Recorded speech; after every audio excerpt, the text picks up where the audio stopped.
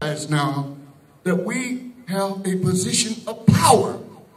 Money talks and BS walks.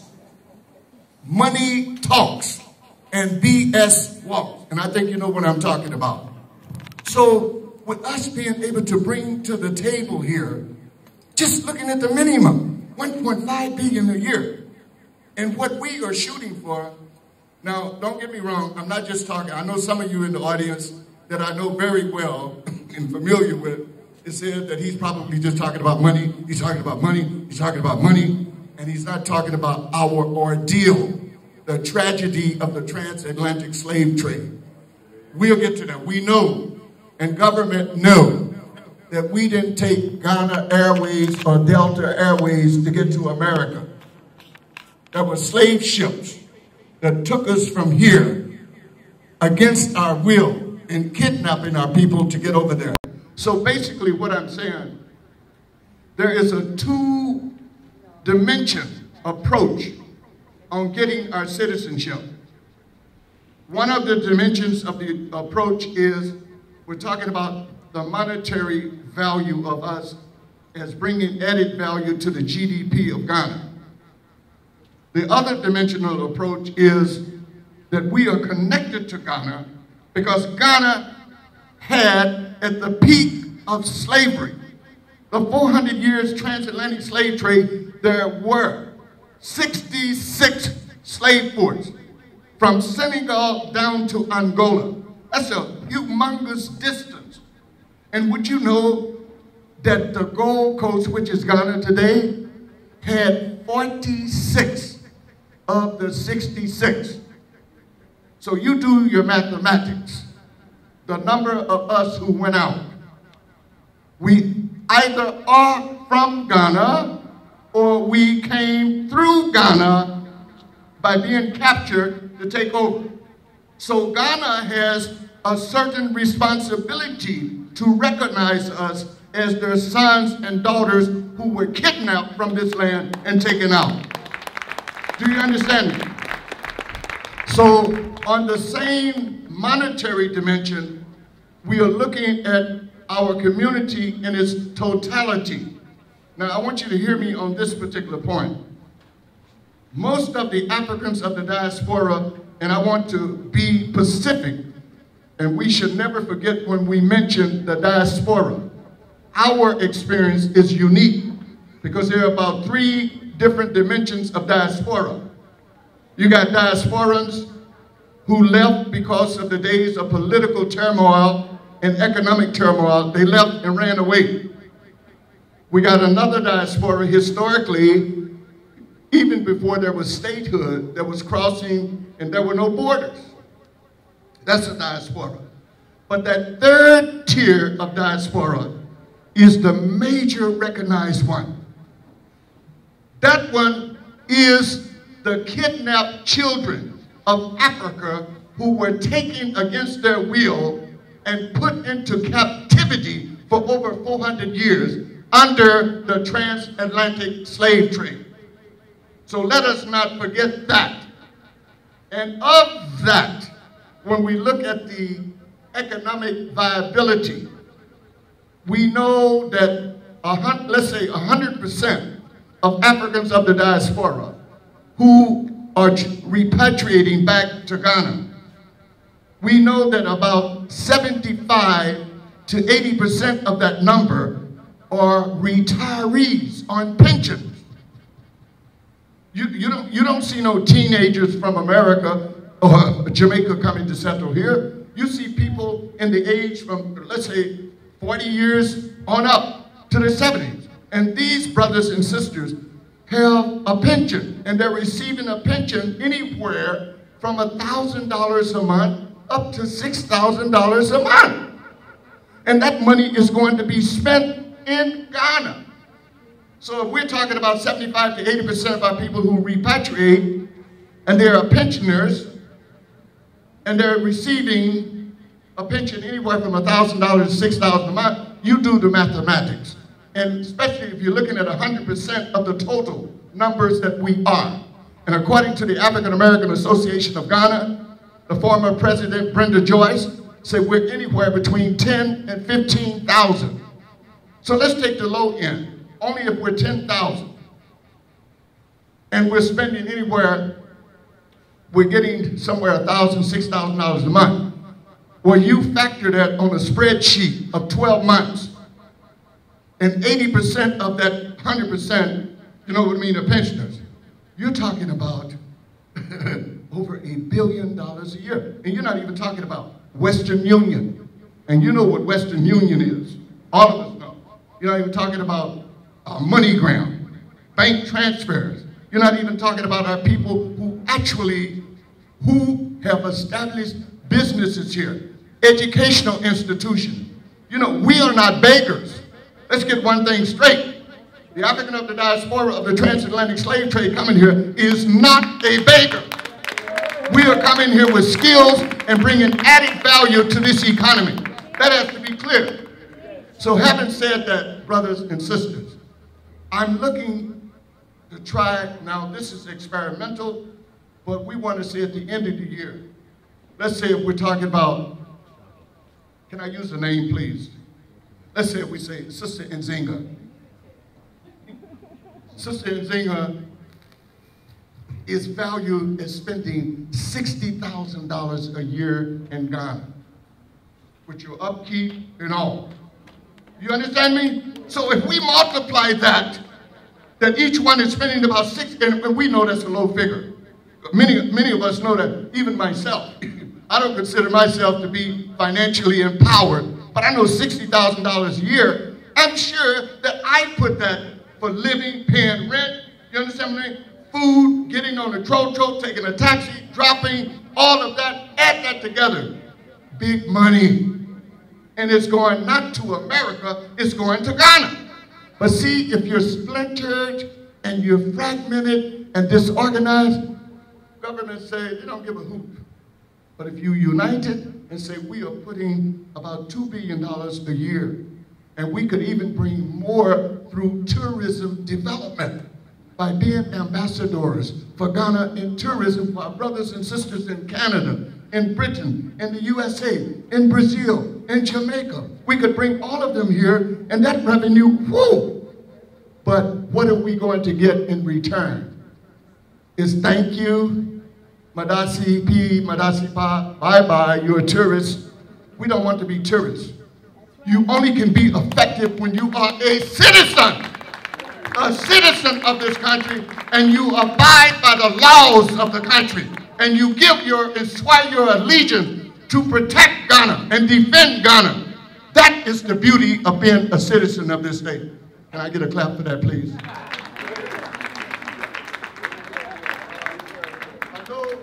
I know we are running late. My bosom buddy here. Yes. But what I wanted to do was have an interlude to prime you a little bit before we get to the meat of the program with the heavy speakers, because they have a heavy message to deliver. So the public address man, and we have to give respect. Let me recognition here, because we have to give respect to the genesis of the reason that we are here. I want to give respect to the former head of state, Jerry John Rawlings.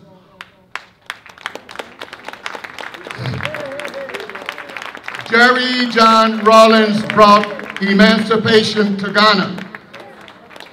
And that was the beginning of the road for citizenship. On the 1st of August, 1998.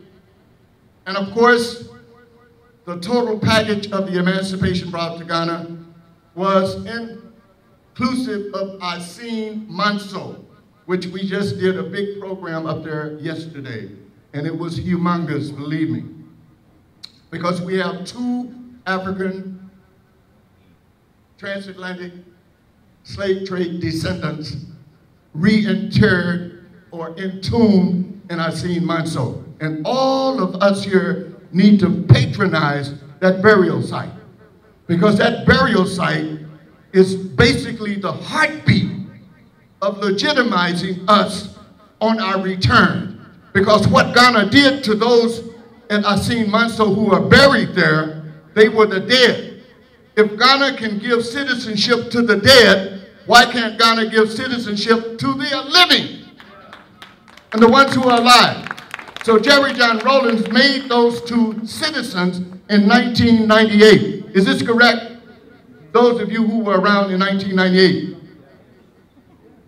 So we give thanks and praise, and of course I have to recognize the Queen Mother of Development. So it'd be no mistake that anybody say I'm claiming that the Queen Mother that was in stool, which I'm speaking of a Jamaican sister, Mignon Phillips. She was in stool by the late Paramount Chief, Nana Barima Inchi the 12th. Kwame Barima Inchi the 12th. And she was in stool as the development Queen Mother. But unfortunately, she has succumbed to a major stroke. She's in Kingston, can hardly talk, can hardly walk. But this lady played a major part in bringing to the recognition to the government of Ghana our plight of having spent 400 years in captivity. Now also there's the African American individual of the late. The name of this individual that is entombed side by side with the Jamaican individual up at Asin Manso is Samuel Carson. And I believe his great-great-grandson, who I had the privilege, and many of you do, some years ago, we met him, but I understand he has passed away. Sonny Carson. So you see the duality of Asin Manso. There's a female entombed named Crystal. There's a male entombed named Samuel. And they are spiritually and philosophically the very heartbeat of what we are trying to accomplish. The government has recognized them and has made that site a national heritage. And even UNESCO will pick up on that of the United Nations, that is a very important site. And I encourage all of you to visit Asin Manso. And Asin Manso now is a part of our program. And let me land while we are here. And I'm going to sit down. The reason that we are here is that we as Africans of the diaspora who are returning, we have not been able to let Ghanaians know what, and Ghanaians have been asking, what is your reason for being here? Why are you coming? So we need, if we're going to be serious, we need to join the Ghanaian family. And of course, we don't have a village that we can claim per se as our own by virtue of being kidnapped and taken away. We don't have a village.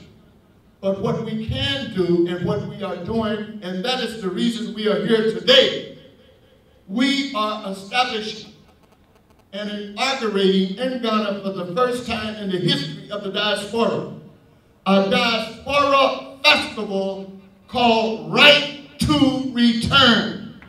That festival is launched today, Right to Return. And that is equal to our Homowo.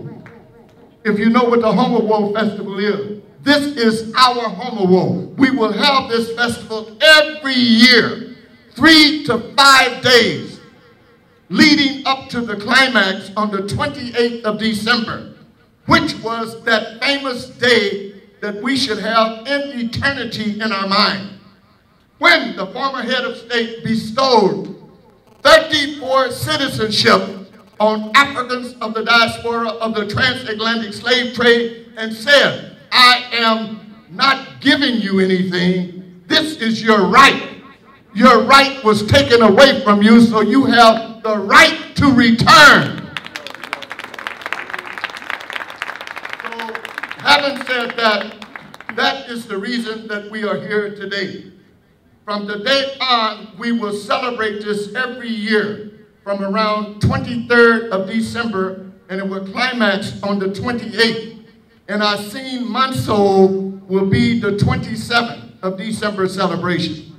Now, ladies and gentlemen, brothers and sisters, I think it's only fair at this stage that we just have our interlude before we get to the main speakers. The public address system people, I want you to run this just a moment. Can you do this? And thank you very much. So can we get a clap, please? Thank you.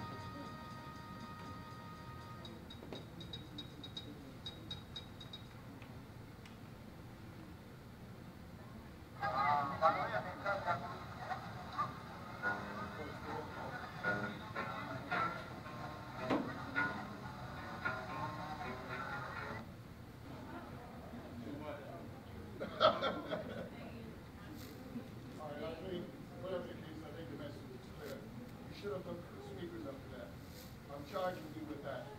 As a technician, I'm going to give you a 20%. All right. All right. We would like, let me introduce, we would like our sister Wudasi to come up and make a presentation from here on out. Wudasi, can we give her a hand, please?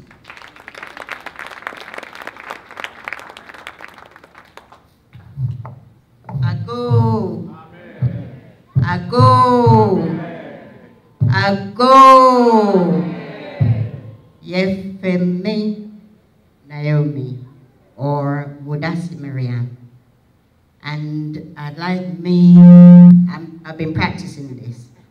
Mima hu enye akwaba.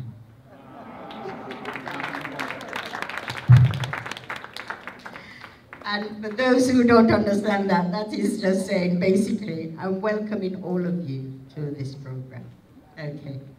Now, we'll start the program with a word of prayer. We should always start with a word of prayer. Unfortunately, Dr. Maulana took the floor before the program. So we'll start out with a word of prayer from Yahushua.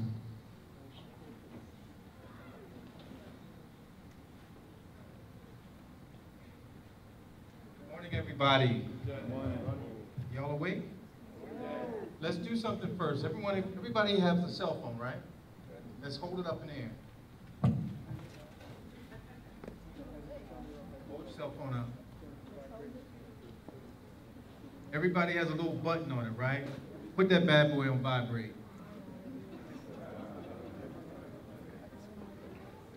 There's nothing worse than a movie or a show or someone giving a speech and you're hearing all these tunes going on. Bingo.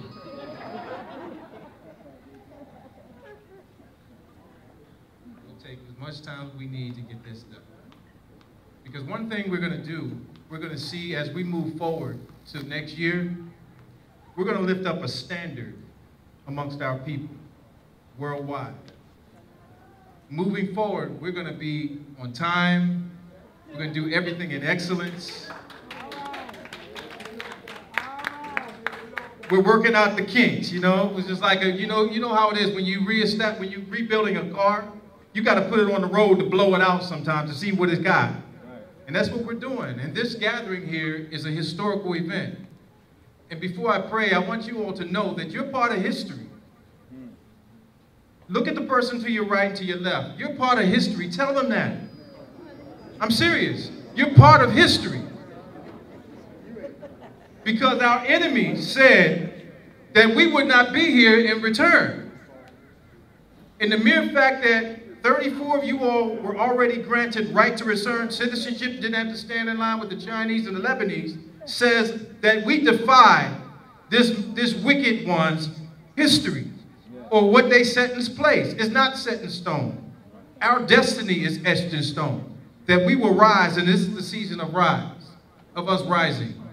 So I want us to lock arms. I'm going to do something a little different here. Let's lock arms and let's pray together. To the universal God of creation, the God of our ancestors. Yeah, let's stand up. And let's stretch across the aisle. As one people. They polarized us, but we're unifying us. Is that okay? Come on, y'all. Now some of y'all know y'all in the church, all that stuff, and hollering and screaming over a white God, and y'all can't come here and honor each other. We are gods. Can somebody bear witness to that? Make some noise up in this place. Come on, make some noise up in this place. We ain't dead. We those dry bones resurrected. Thank you. Let's bow our heads in solidarity. Shema Africa. Yahweh is one. He is Elohim. Elohim of our ancestors. Let's hear Africa. That our God is one. The God of our ancestors, not the God that was forced upon us. Though we've been spread to the four corners of the earth, detached from our families, O Most High, we've heard your voice and decided voluntarily to respond to it by returning to the place that you destined to be the center of the world, Ghana, to be the catalyst, to be the heartbeat of all of Africa. So we know that that heartbeat means that we are the people to bring the heartbeat together, to reconnect with our people, the indigenous of Ghana, that we can be one again, to defy what our enemies have placed upon us, to polarize us, to separate us, to make us ignorant of our history, ignorant of our names, ignorant of our culture, ignorant of our heritage. But we're reclaiming that. And today is a proclamation that that day is being fulfilled right now at this day. Never more today shall we leave this room polarized for any issues. It's no more about me. It's no more about my organization or this organization. It's about us as one. Because we understand, even in the realm of sports, it takes different people on that sports team. From the person passing out the Gatorade, to the person passing out the towels, to the person catching the fly ball. If that team wins the championship, we all get a ring. We all won. So each and every one of us standing in this room and those that are not here play an integral part to our liberation and our redemption. So today marks the day that we are decreeing and declaring that we are unified in your name as one people, as one heart, as one mission and one vision, though we may have different assignments in fulfilling it, but we're doing it together as one people. So today, we stand in agreement that we have one enemy and one enemy subgroups that are here to kill, steal, and destroy. And we are uniting with our brothers and sisters here in Ghana to say, no more will this happen. No more will disrespect be bestowed upon our sisters. No more will disrespect be bestowed upon our children. No more miseducation, leaving out history, leaving out the sciences, leaving out the true faith of our ancestors. No more, but we're reclaiming these things now because each and every one is going to do their part by sharing and understanding the history, the downfall, but most importantly, understanding the assignment of liberation and redemption. So again, we celebrate this time as one people. All issues of the past, I decree it right now as your servant, that those things must be removed from our hearts and from our minds. Any issues that we may have had with anybody in this room, let them be wiped out right now. Because let us not be found on the wrong side of history. Either we're part of liberation of our people or part of the enslavement of the people. So each and every one of us decide in our heart today, what side of history will you be named on? But as for me and my house, let all of us say that in our heart. Say it together. As for me and my house. Say it louder. As for me and my house. I'm going to be on the side of liberation of my people. We are one. Together. In one heart. One mind. One spirit. One Africa. Hallelujah. Give yourselves a hand.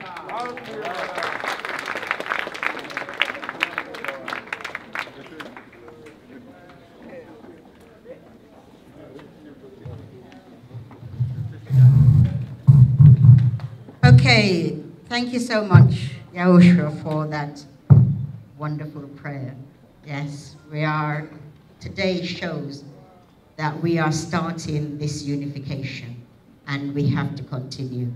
We are here for a purpose and we want to make sure that purpose is fulfilled. Okay, the next on our program is our lovely children over here. Dr. Camden and Carla will basically bring the children to do a rendition for you. I hope you enjoy.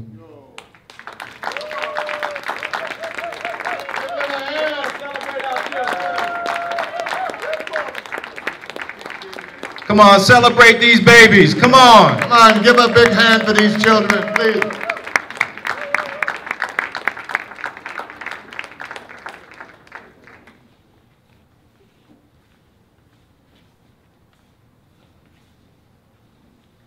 For those who don't know, these children are fluent in Tree.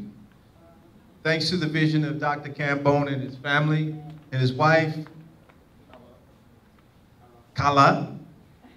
I'm telling you, this is the new generation. This is why we're here.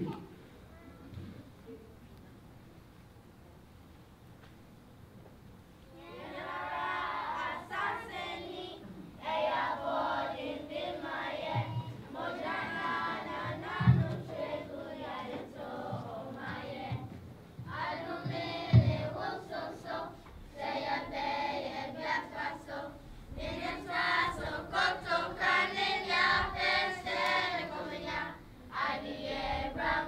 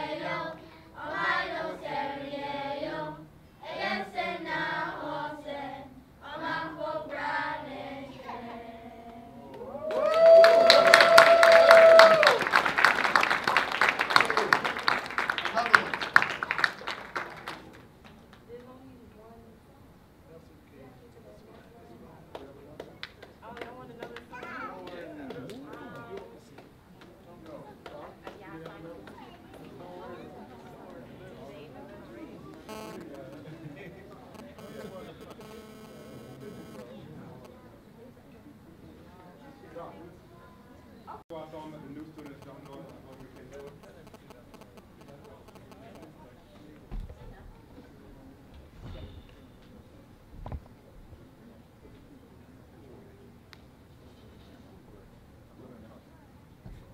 Ladies and gentlemen, Dr. Kambon, who we should give credit, who is a fluent speaker of Tree and Yoruba, and he's from the diaspora. Let's give him a hand for that. But he's going to have a little rendition linguistically with the children. So it's your take.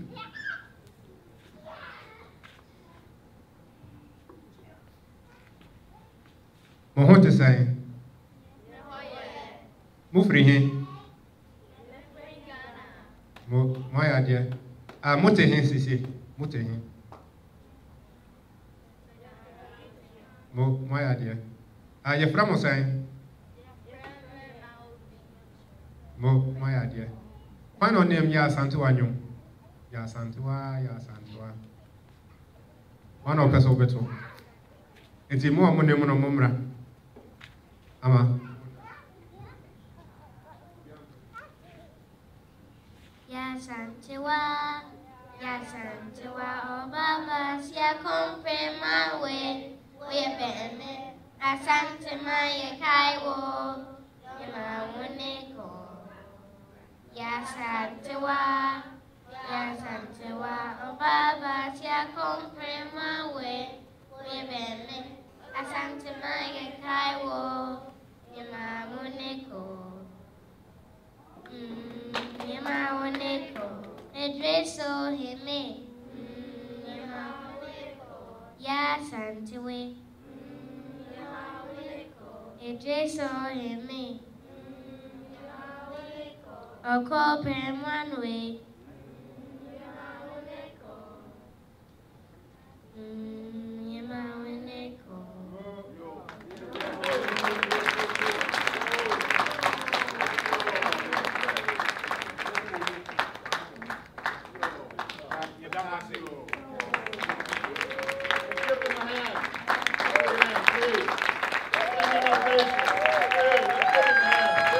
Come on, encourage these children, please. Yay! Lovely.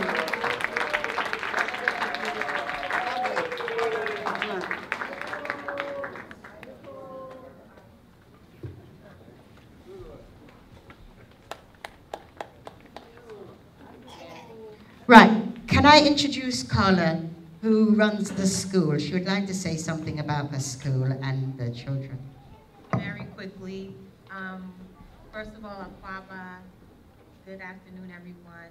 Again, I'm Carla Kamban. With my husband and other family, we run a school called Abibi Bahodie Adesiabia, which is the African Liberation School here in North Legon, not far from the university. These are some of our students. We're very proud of them. And you know, the school is an African-centered school. We're about focusing on helping our children to be sovereign-minded, to be liberators of Africa, and to focus on finding solutions to the issues that we are dealing with and talking about today. So, you know, here, these are the people who will be taking our place when we move forward. All right, so again, thank you for having us here, and Thank you, Carla. Thank you so much. I wish you, and I'm sure everyone here, wish you all, you and Dr. Camden, all the best for the future with the school. It's lovely to see the children. Those are our future. That's right. Let us give them a hand again, please. Lovely. Now, next on the program is our sister Brenda. She's coming to introduce those people on the top table here. Thank you.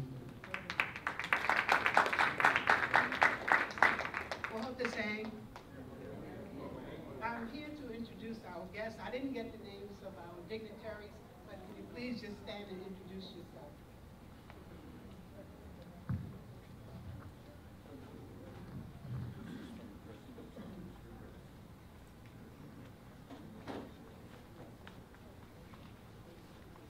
My name is Kwasi Kwasi. I work with the African Union.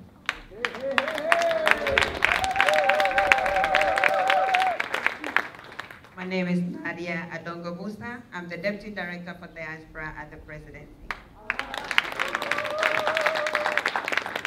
My name is Mohamed Haruna. I'm the Executive Director, Returnee Diaspora's Integrated Development Organization, a local CSO on migration and development. We'd like to welcome them, and we appreciate their being here as a part of this. They'll be very supportive of the efforts that we're trying to presume here about citizenship. As well, today is the third day of Kwanzaa, so Habari Gani. Yes.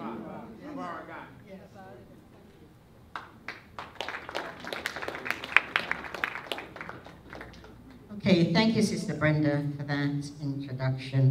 The next thing on the program, we've got Dr. Maulana doing a welcoming address. And you say you've done it already. There's no need to do the welcome address. I will introduce the guests. Right. Okay, so that is the next thing on the program, introduction of the guest. So Dr. Maulana will do the honors of doing that. Thank you very much, Wadachi. Let me say this upon the introduction, because I believe, correct me if I'm wrong, Wadachi, the order of the speakers is the Honorable Gracie. Ladies and gentlemen, brothers and sisters, I want you to know the man that I'm going to introduce you to. Not only is he a personal friend that I've known since 1988, but he is a dedicated brother to justice, ethics, and morality. It is this brother that I went to just a couple of years ago, and I asked him, what can we do to get our people citizenship? So the credit goes to the Honorable Ni Kwesi Kwartey. He used his career diplomatic skills. He is a career and probably the oldest of the career diplomats in Ghana right now. He is a lawyer. No, he is a lawyer by profession. And he's a Pan-Africanist to the bone, to the marrow of his bone. He has a passion of unfolding the truth on what happened to our people during the transatlantic slave trade. He has a deep passion on that. So when I made the request for us to get citizenship, he said, Charlie, that's a piece of cake. Let me move on that. So the Honorable Ni Kwesi Kwartey took the time to formulate a very deep Pan-Africanist letter to the former head of state. And no one could refuse what he had written. So I would like for all of us right now to give this man the highest respect and stand and I honor the brother Ni Kwesi Kwartey.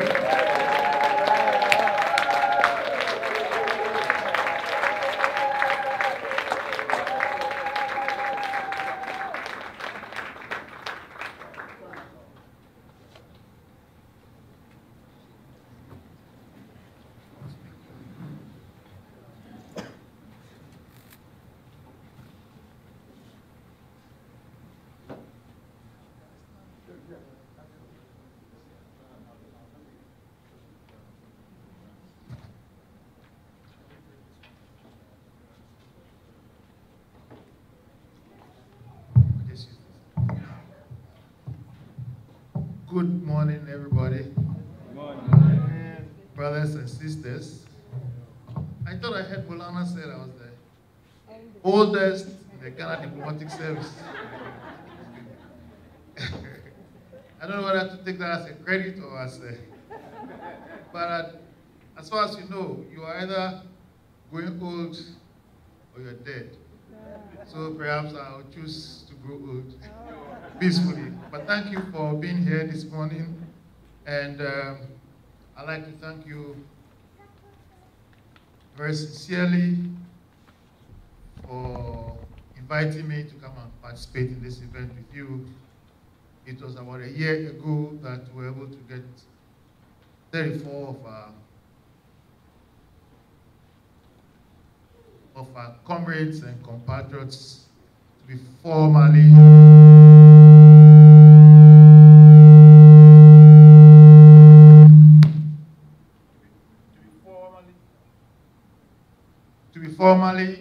provided with Ghanaian passports in recognition of their regaining the Ghanaian citizenship, which His Excellency President Mahama was kind enough to sign, which he emphasized that they never really lost that citizenship anyway. They only regained it.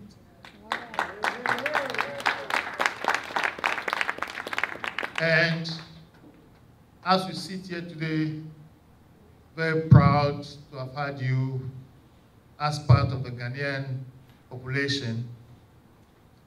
We are even more strengthened by the knowledge that His Excellency the President, Nana Addo Akufo-Addo, as much a Pan-Africanist as His Excellency President Mahama, if not more, has raised the whole question of the diaspora to his personal office at the presidency in Flagstaff House.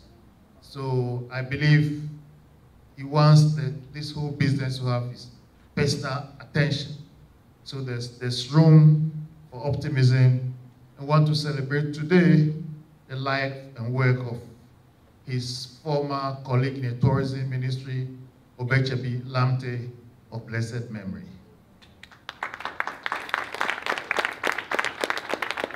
Now, the spirit that must have animated this gesture, I believe, goes to the root, the very root of Pan-Africanism.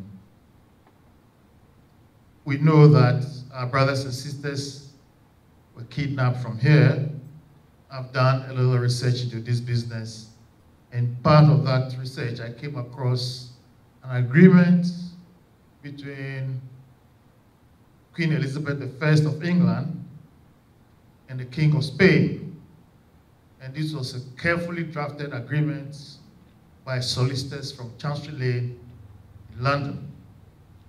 And the agreement, the title of the agreement was Agreement to Supply the Territories of Spain in the Caribbean and North America with Negroes.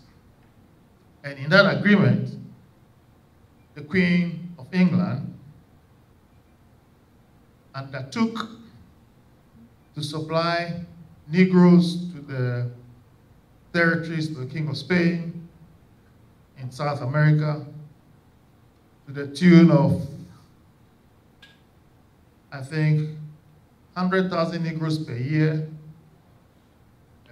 10,000 Negroes per month, with well-calibrated customs and excise duties on each Negro, on each Negro man, the Indian, on each Negro woman and children. And there were penalties in this agreement for failure to perform.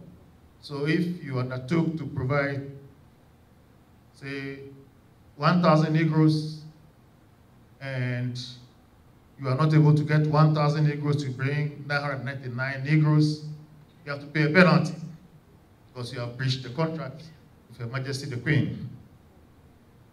And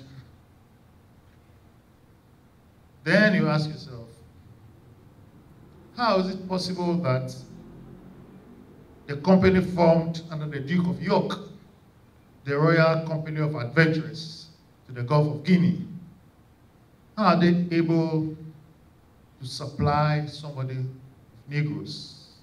Do they have a farm where Negroes are planted and harvested? You begin to wonder. So they come to West Africa now, and the typical ship coming to West Africa is giving the alcohol, the guns, the handcuffs, all the paraphernalia of taking freedom from people and keeping them under subjection. They come to West Africa. And then the story goes that in Senegal, anytime they see a ship on the horizon, everyone is careful because they're going to kidnap people or supply goods to the chiefs and people, and then they have to obtain Negroes in return.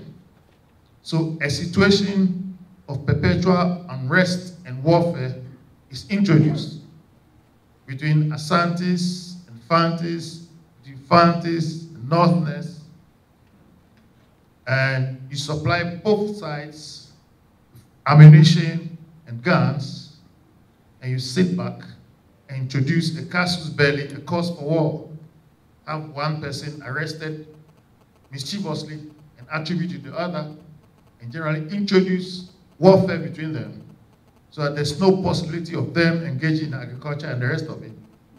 You arrest those who can and carry them off. Now, there was one particular instance where a trader from Lagos, because the trade was carried all across the Gulf of Guinea, who had a successful transaction with the Dutch company and had a whole bag full of gold, was invited by the captain of the ship to come on board for dinner. There was no harbor, so you have to be carried on the canoe, climb up. He was plied with so much brandy that at the end of the beautiful dinner, a fool and his money are soon parted, and the money was quietly taken away from him. It was added to the slaves that he had sold.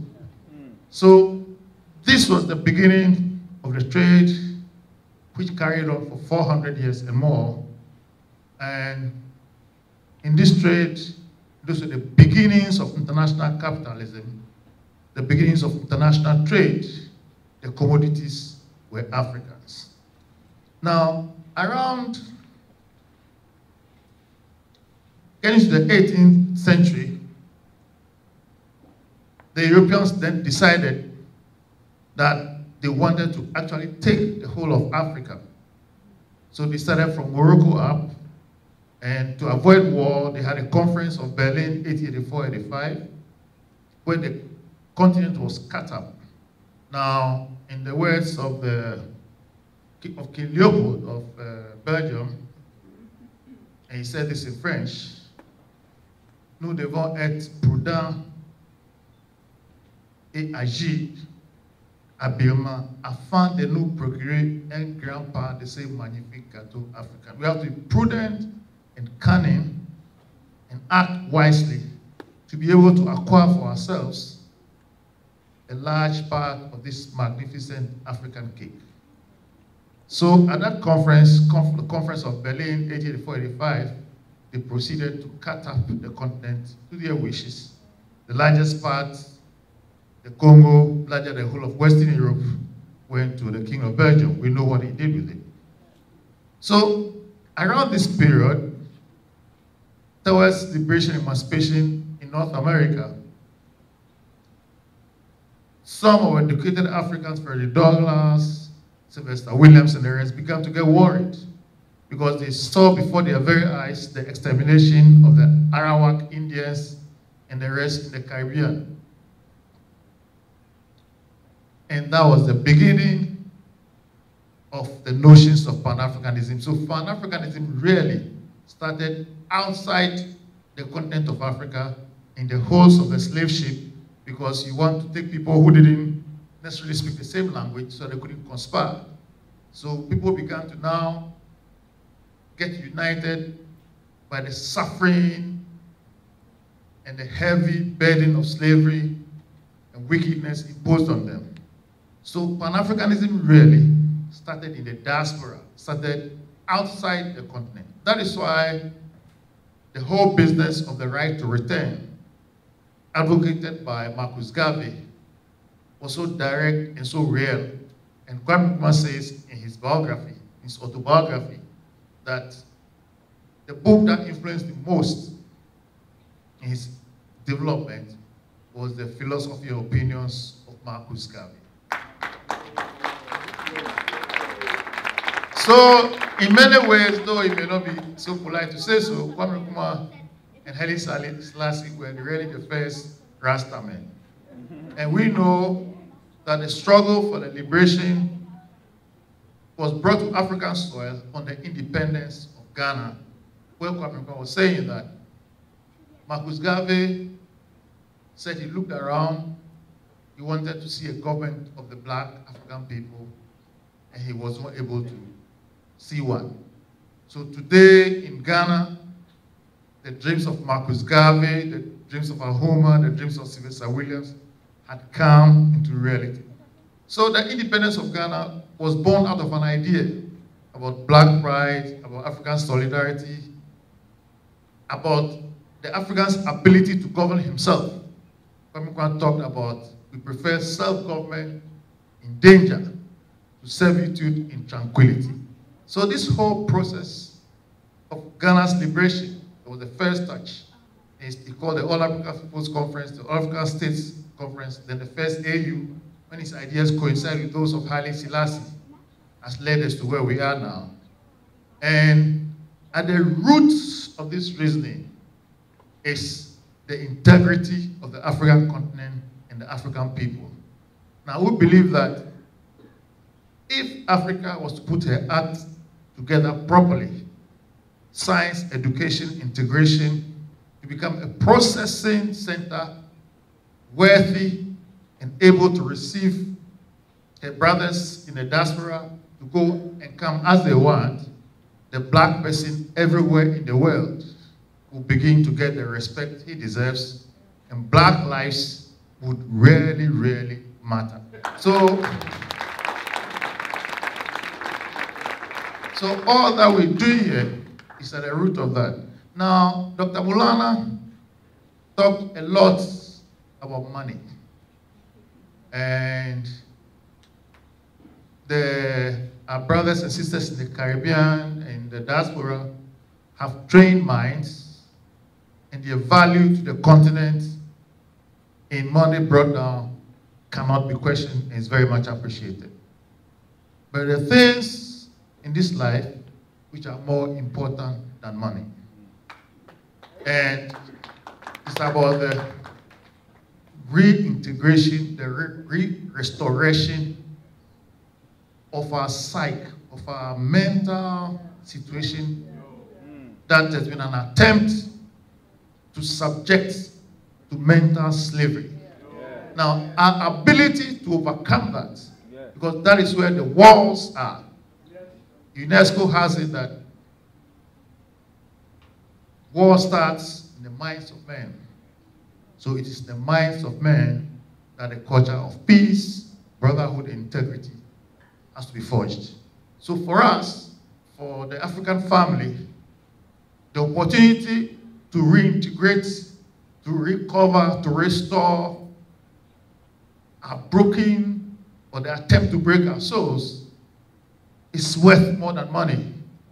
And to many of us, to look at it in pure monetary terms will be lowering the value of what happened 1 year ago, restoration of our integrity in whatever minor proportion to our brothers and sisters from the Caribbean. What we can hope to do is to organize ourselves properly, get the voice of government and all indication that it is coming, because President Akufo-Addo is a noted Pan-Africanist, and the evidence of which is that he has raised the office right to his bureau in the presidency.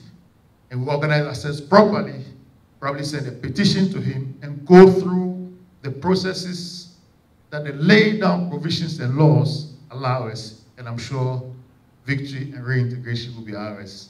Thank you for having me here. Thank you so much.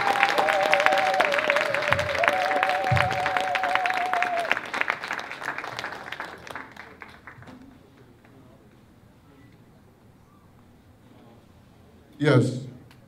We would like Brenda, the card, please.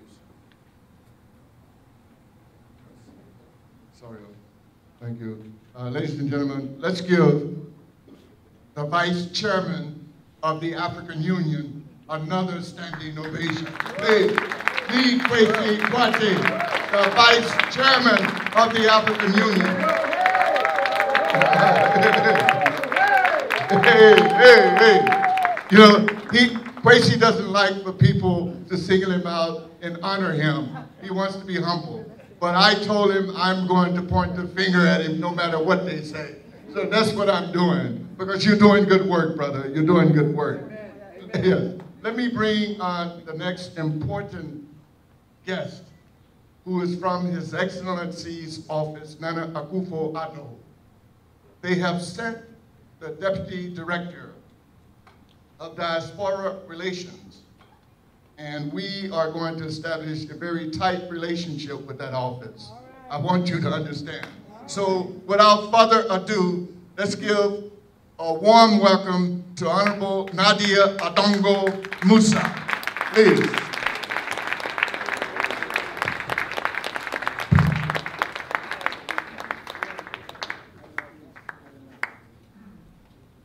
Good afternoon, everyone. It's a privilege for me to stand here and to sit next door to His Excellency, Mr. Kwesi Kwati, who represents Ghana on a very high profile level, African Union. Let's just give him another round of applause.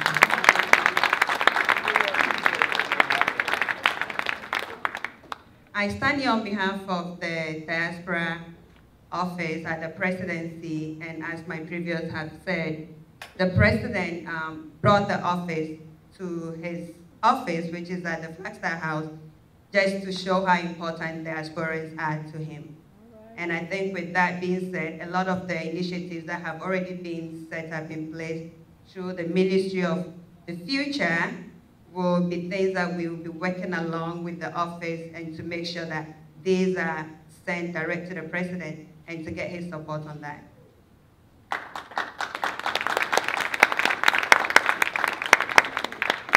Our office was created in February, just this past year, and there used to be a diaspora office at the Foreign Affairs. But with the President going around during his campaigns and promises, he always said once we give him the opportunity to become the President, he's actually moving the office to the Presidency. And these are one of all the promises that he made that he has fulfilled on that, among the many that he has done already. In that office, there's myself, my director, who is Akwesi Ewuabebio, who is in London at the moment celebrating the holidays with his family. He would have been here just to support as I am. We are moving forward with a few initiatives that we started. As some of you would know, this past summer we had the Diaspora Homecoming Summit, which brought home about 2,000 diasporans that wanted to come back to Ghana, and we thought with this huge crowd, we should actually look into future events. How do we get the diasporans to come back to Ghana, not only with the money, but also with the skills and importance of what they've learned back in the various countries to add to what Ghana have already.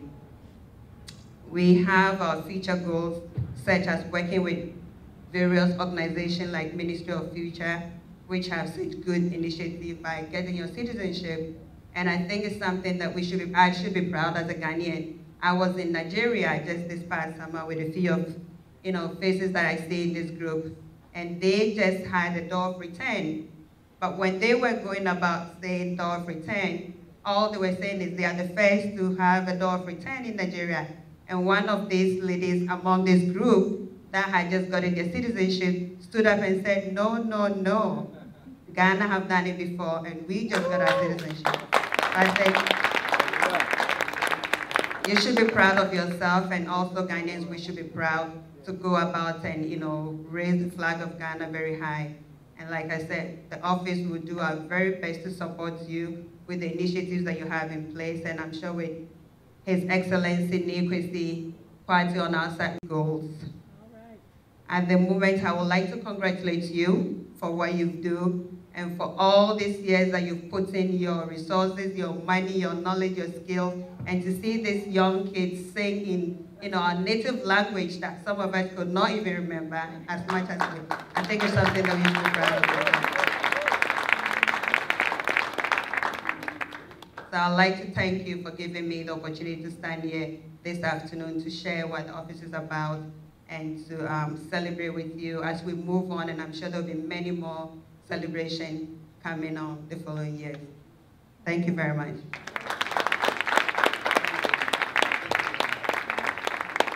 Let's give her another warm, loud welcome, please. Because she's from the office of the president, and we want to keep that line open, believe me. Without further ado, Wadusi, I don't want to take your position here. You are the MC, and so would you carry on, please? Thank you.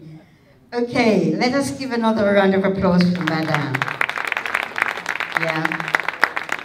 There is just one point I want to say to Madame, please.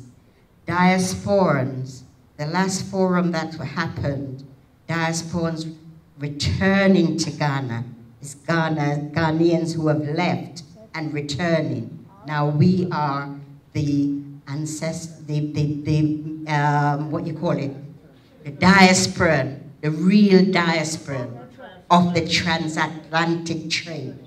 Please, so can you make sure your office is very much aware of us?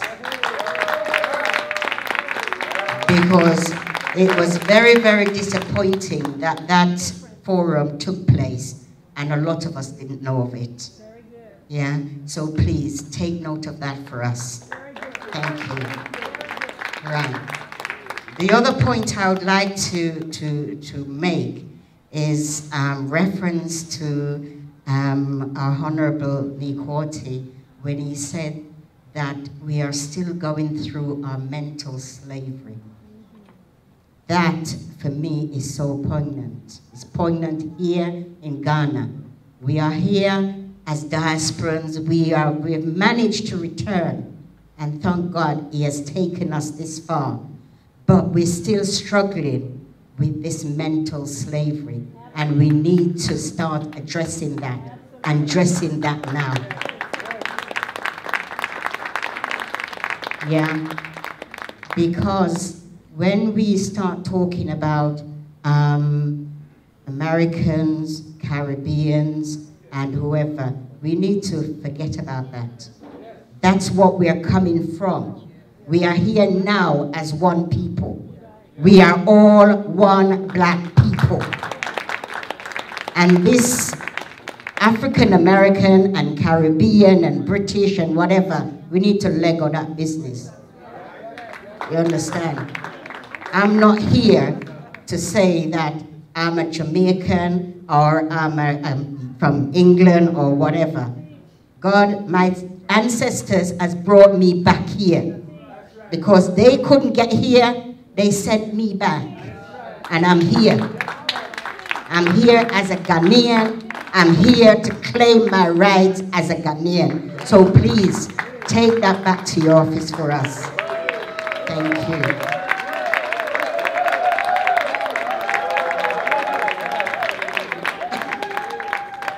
Okay, now this day is to celebrate the 34 participants who happened to got their citizenship last year. I am so, so, so happy and so proud of you 34 people. I'm just so happy that I'm so regretful that I wasn't here, that I didn't get mine.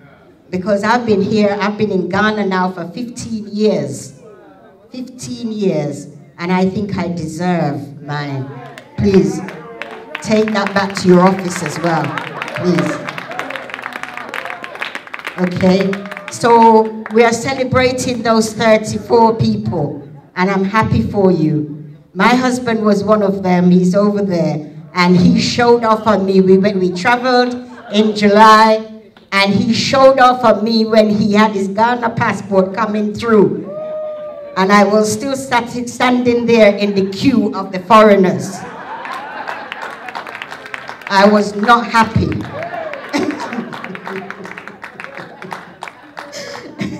I was not happy, but I promised him that I will be coming through with my Ghanaian passport. That's what I'm here for.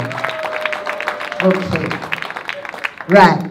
So with that, further ado, I'm going to introduce Professor Kwame Tupra, and he will then introduce a few of those who have actually had their citizenship and how it's impacted on their life. Professor Tupra, please.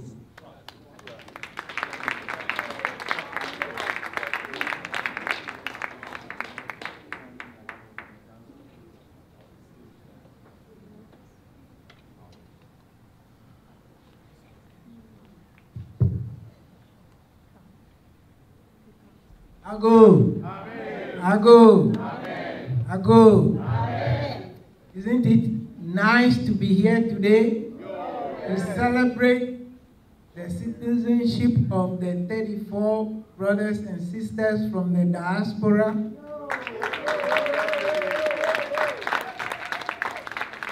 So before we hear the testimony of some of them, we want to know if there's anyone from the Ghana Tourism Authority.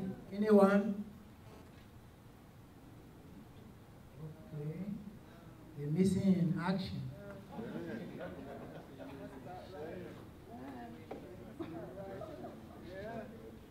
Okay.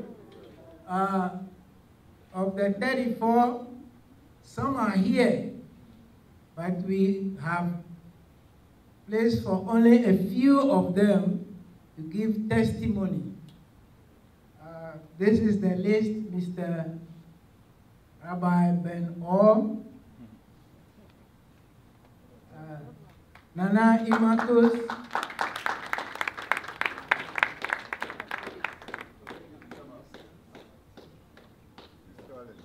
Brother Buchanan,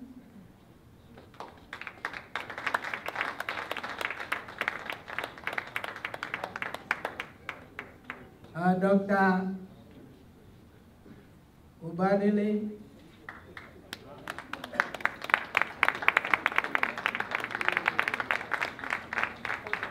and Ms. Howard.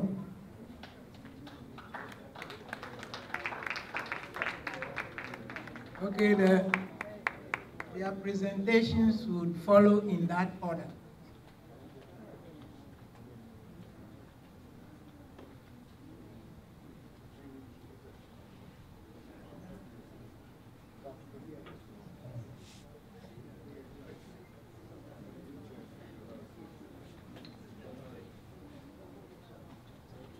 Giving all honor and praise to the God of heaven, the God of Abraham, Isaac, and Jacob.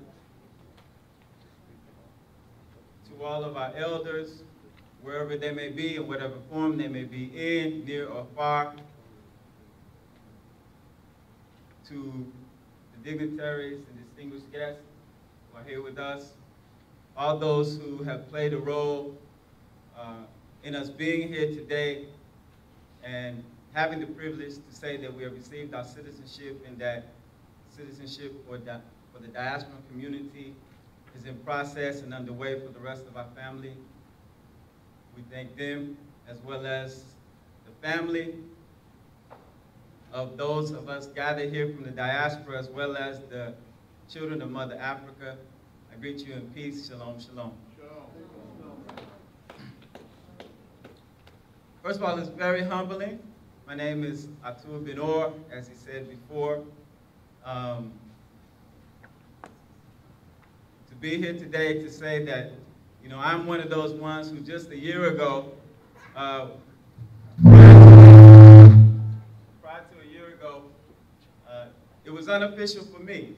I was not able to say that after being here for 9 years that I had attained any status, or was looking hopeful for me to be able to say that I was officially one who's an African, who's a officially recognized African. But because of what took place last year, a year ago today, I can say that, and certainly it's very humbling for me. I would like to say that it would be a little embarrassing for me to give you a command of what I'm able to demonstrate as far as the indigenous language at this point. But I do say to Dr. Cambone, I do have to see him very soon because I know he is one who is able to help us with that. But I just want to say that it began for me being here in Ghana as a result of a vision that I was introduced to around the millennium in 2000. And it was a vision that was shared with me, that was received by my former anointed spiritual leader, Ben Ami, in Israel. And he had a vision in 1966, which was a vision of reconciliation of the people of the Bible back to their God. And it was also a vision of repatriation of that people back to their homeland, Israel, and also a vision of restoration of the children of Israel, the house of Jacob, as well as the African people, the African continent, and subsequently the world. And at that time that I received the vision, I was around the age of 30, and I had grown up in America, in the States, under the systemic, covert oppression, racism, and discrimination that we know that we experienced there. It wasn't just about the slavery that took place, but it was about the experience that we also endured as a result of all of that experience. So by the time I had received that revelation in 2000, and at that time was introduced to this vision of Ben Ami, I had been praying for years. I had been praying for years for a reconnection to the truth and a reconnection to our true history and back to our land. You know, and so through that vision in 1967, that led to what we call the Great Exodus, that is referred to in the book of Jeremiah, the 23rd chapter, verses 7 through 8. The Great Exodus of the people of God that would not be the testimony of our people coming out of ancient Egypt, but the testimony of our people who would be brought out of the North Country and brought back into their land. So in 1967, that was the time that the Exodus began of our people. And from that time, we went into Liberia. We knew we had to return by way in which we came. And the way in which we came was through West Africa, as we researched our own history, because they didn't teach us all of the history of our people in the school system in America. But we knew we had to return, as it had been explained to us in the Bible, by way of which we had came, which subsequently the initial group went to Liberia, West Africa in 1967, stayed 2.5 years, and then subsequently entered into the Holy Land of Israel. And they've been there and established as a community in Israel since that time. So shortly after that, the visionary of that vision began immediately, not only thinking about our return to Israel, but he started to think about our connection to Ghana. So 10 years later, 1977, he began dispatching those who had left and had been established in Israel and had begun to understand the bigger picture, that it had to be about the restoration of this continent. He began dispatching those that were followers of that vision back to Ghana. In 1967, that's when it began. One of the first two was my spiritual father, who raised me in Atlanta, Prince Nasik Ram Ben Yehuda. And he came in 1977 and they began establishing institutions. They began establishing businesses here in Ghana. And to this day, I can say that we have established several institutions. One is our plant-based food production facility that's in Tema, that is producing products for the community here in Ghana now. We have established also a village that's in Sogokope that's producing organic agricultural farming. One of our brothers who has been in charge of that project for years is sitting here in the audience. And then as well as we have a redemptive health facility that's in Cape Coast. So he began to see the vision of how we could get back. He had a close a very sincere and deep understanding that there was a close connection between us who had left and went into the captivity and those of our people here in Ghana. Very, very close and special tie that he knew of, and so he began investing into Ghana then. So for me, this great visionary called upon me in 2009 to come to Ghana, and at that time, that's when I got the call to come and to participate in our facility in Cape Coast and to begin rendering alternative health services there in the community there. So as a result of that, I came and I was able to begin to learn about the deep connection that was there, that I knew had inspired Ben Ami to send us here, you know? And I began to realize that there were some things that we had retained as a people when we were in the captivity. A few of the things that we had retained at that time were statements that we would hear in the churches, where we would say hallelujah, and began to learn that that was actually Hebrew. And then when I got here, and we heard some of our people here on the continent using the name Yahuwah, you know, and the name Yah integrated into how they call upon the Most High here. You know, then I began to realize deeply, you know, and in the Father's book, God, the Black Man in Truth, he talked about several of the ethnic groups here in Ghana. You know, he began to show in that book how there were connections that led us back to the Holy One of Israel. And so, again, the book of Deuteronomy, 28th chapter, I began there. That's how I learned my identity. The book of Genesis, 15th chapter, it told, in terms of our identity, about the 400 years of the captivity that we would go into. So this is how we reconnected with our history. And in that particular book of Genesis, the 15th chapter, it talks about that when we would be brought out of that captivity, that we would come out with great substance. But knowing the European and how he transformed and changed so many things, we know that in the spirit of it, it wasn't about the material things that we would come out with, but the substance of greatness that we would come out with, you know? And if we look back and we look at all of those great individuals that have come before us in America, as we look on the poster and all those individuals, Malcolm X, Garvey, we know that there was greatness that was in us, but under the conditions that we were under. Even with all the odds against us, we were able to achieve some great things there in the West, in the building of European civilization. And today, we can look back on that and we can say that we are a people of greatness, that we are a people of greatness, you know, and that not only that are we a people of greatness, but they knew who they were coming to take when they came here. They knew exactly that it was the kingdom of Judah that was there, here in West Africa, stretching from Ghana all the way to Benin.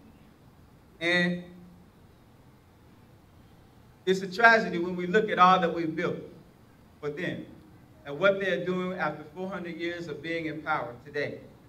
We look around the world today and at the state of the planet today, state of affairs in the world today, we do see at this time that there's fighting and fomenting of war all over the world today.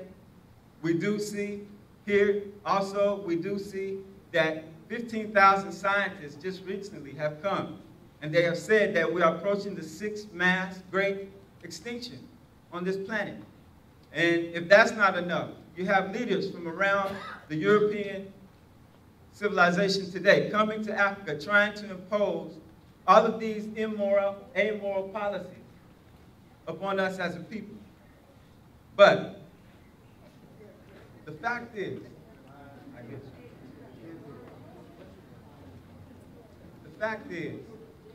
that I have to make this point, and for the sake of time, I'll cut it short, but the point is this.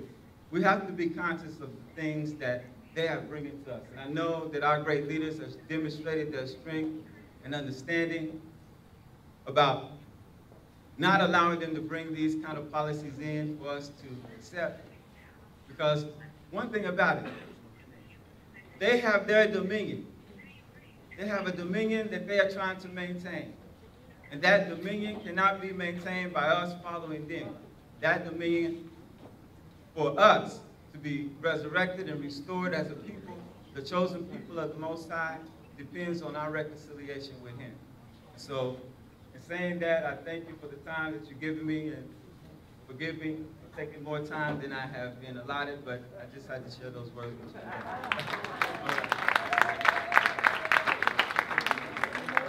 Moving right along, I know, let us try and stick to the program's agenda. And I want the audience to be aware of the fact we are not here to do sales and marketing of your business or your religion or anything. We are here talking about citizenship. And let us stick to the program dealing with that, okay? Yes. The next I will have is Brother Buchanan. Buchanan, would you come up and give them some kind testimonial remarks?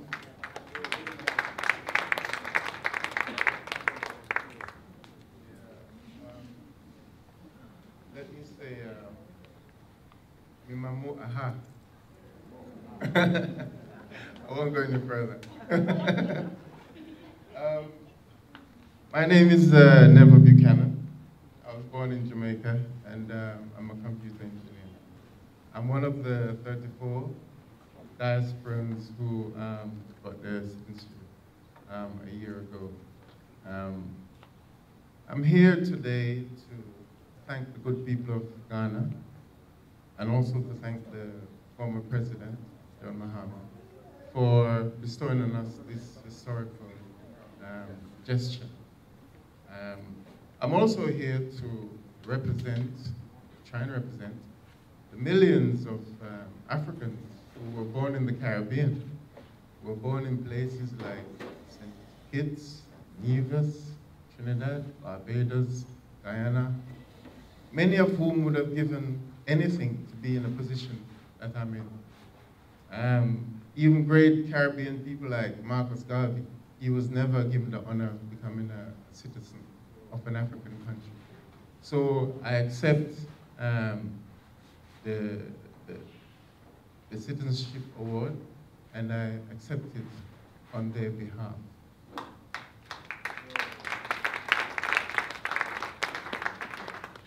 Now, on a personal level, I have to say that 2017 was perhaps the most relaxed year, my most relaxed year in Ghana, because I didn't have to go to immigration. I didn't have to go to the immigration office. I didn't have to renew my non-citizenship ID. I didn't have to get a tax clearance certificate.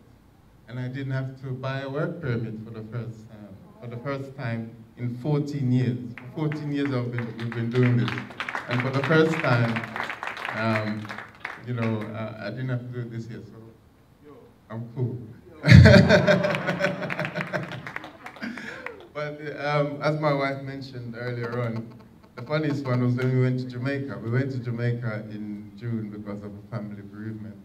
And when we were coming back through the airport, I went through the ECOWAS line, and I left all the foreigners queuing up over there. And it took me about 30 seconds to walk through while they were all queuing up there. So it definitely, becoming a citizen definitely has its advantages in terms of it makes it easier and more and cheaper to do business here in Ghana.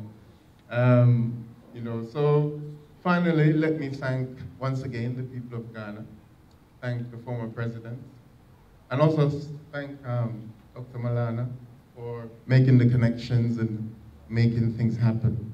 So finally, let me say, and of course, how can I forget Dr. Kwesi Kporti, of course. So let me finally say, God bless our homeland Ghana and make our nation great and strong. Thank you. Buchanan, thank you very much. Ladies and gentlemen, I want to take this time to acknowledge someone from the Ghana Tourism Authority. And the Ghana Tourism Authority has been very cordial and open and working with the Ministry of the Future. The representative that we have here, I just want to give a brief commentary. She had visited the dentist, and you know when you visit the dentist and the dentist start drilling and pulling, you know you have residual pain. So please, let's give a warm welcome to our Queen Mother, I call her, Felicia from the Ghana Tourism Authority. And I would like to revisit the platform again about testimonials. We have in our presence, as I said before, dignitaries here, even from the President's office and the Vice Chairman of the African Union. I mean, these are big people on this high table. Then we have the Ghana Tourism Authority. So to get here and make propaganda statements and to propagate your beliefs in your religion or your business, I'm saying that because I was outside, but upon coming back inside, many of our participants here today, it didn't go down well. And we must understand the reasons that we are here. And I am saying at this moment, I want all who's coming up here to give a testimonial. Do not come to the platform to propagate your personal business, religion, belief. We're talking about what has it meant to you to become a Ghanaian citizen. Let us stick within the parameters of that, please. So having said that, thank you very much. I would like to ask our dear sister, Felicia, would you like to say, during the interlude right now, a kind word? The mic is yours if you want. We can bring it to you before I introduce the next one. Where's the mic?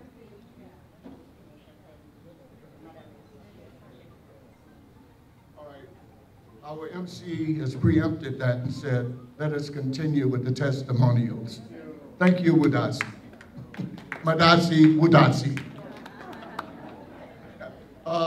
I would like to call next would be, and I think everyone knows without a big introduction, but let's give our dear Queen Mother from Cape Coast, One Africa, Sister Imakus, a big hand, please.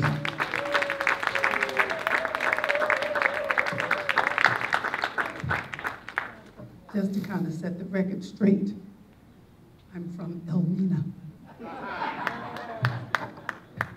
First and foremost, I want to give all honor, praise, and glory to our Mother, Father, Creator, and to the memory of our great African ancestors, whose shoulders have held us up until this day, and whose backs we've leaned upon. I greet you this afternoon with love and respect to the Honorable Nikwesi Kwate, Vice Chairman for the African Union, and to our sister, Nadia Musa, and to who is from the Office of the President, Dr. Hamid Maulana, founder of the Ministry of the Future, all protocol observed.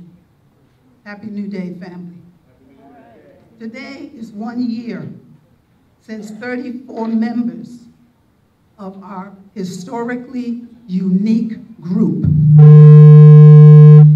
not just diasporans, but a historically unique group as a result of the transatlantic Arab-European slave trade, received our citizenship, but more than that, we received the recognition and the designation that we had the right to return. Yes. More important. Yes. And I know what Dr. Maulana said, but we cannot forget those who came before us. That's right. We cannot forget the true way showers and pioneers of this repatriation movement. People like Dr. Maya Angelou, Tom Feelings, Julian Mayfield, Dr. W.E.B. Du Bois, all of those, Helen Apong Kessie, Helen Akuli, Mrs. Jacqueline Zawinis, and these are some folks that are still with us today, and they are the true way showers.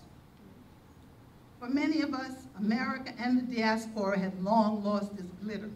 No longer could the fool's gold, streets littered with alleged gold, hold us captive. We are not those who came to America through Ellis Island. We are not those where a Statue of Liberty welcomed us to the Caribbean or to the Americas. For our collective ancestors, hell was their home, enslaved master, enslaved sellers, and the devil. Heaven was Africa, if only they could get there. And we have come representing them. So we should shout it from the rooftops, shout it from the treetops, shout it from the rivers, from the streams, the mountaintops. Wake up, Africa. We've been asleep too long. All right. Come out of your cocoon of oppression, for that is not who you are. And once again, Ghana was the first to respond. We Africans coming from the Caribbean, North America, South America, are that part of history that the world wants to forget.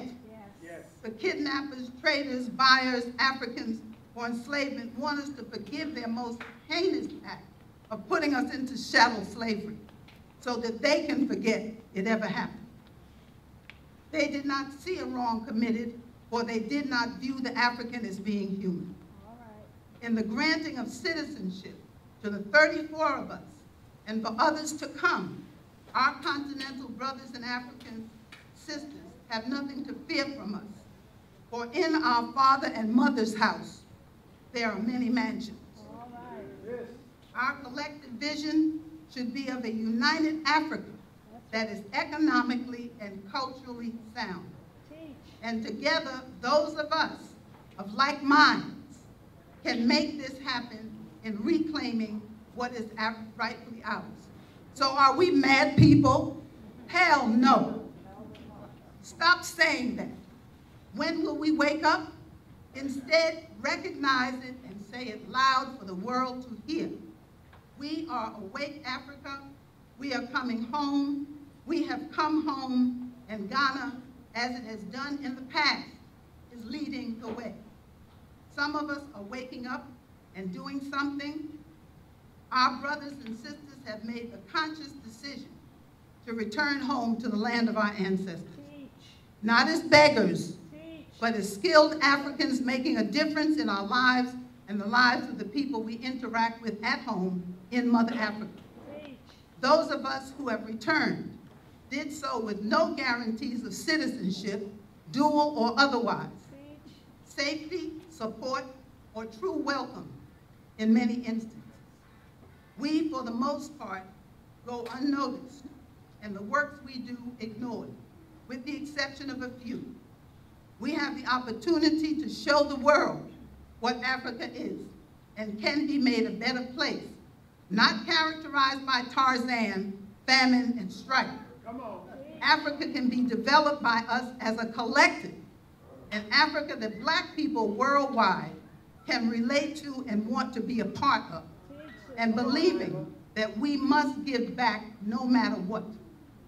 As we see with one of our brothers, Brian Lowe, and his sister Dorothy, who was so connected with Ghana on their first visit that they returned to build a $5 million orthopedic hospital in Mampong, the first hospital of its kind for the disabled and the elderly in Ghana. Early this year, 2017, one group of African ascendants from the artist community raised $2.7 million for famine relief efforts in East Africa. I choose to call us African ascendants, as we are on the rise, not going down, not descending, but rising up.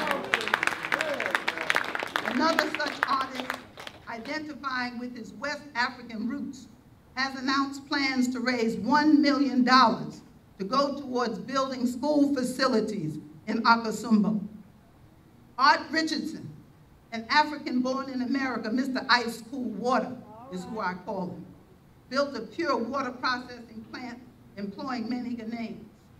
Email Bantuo, Nana Amamanan from Detroit, built several schools educating thousands of Ghana's children, and a community icon who loved his people. So who are we? Who am I? We are he and she who has been away and has returned home to the land of our ancestors who were kidnapped and stolen from Africa, and home to the land of our inheritance. Our ancestors cleared the path so that we could find our way back home. And Ghana continues to court Africans of the diaspora through tourism programs and the like. But Ghana has taken the lead once again and is the first to grant citizenship to its children. So in granting the citizenship of 34 repatriated Africans, the winds of change are upon us.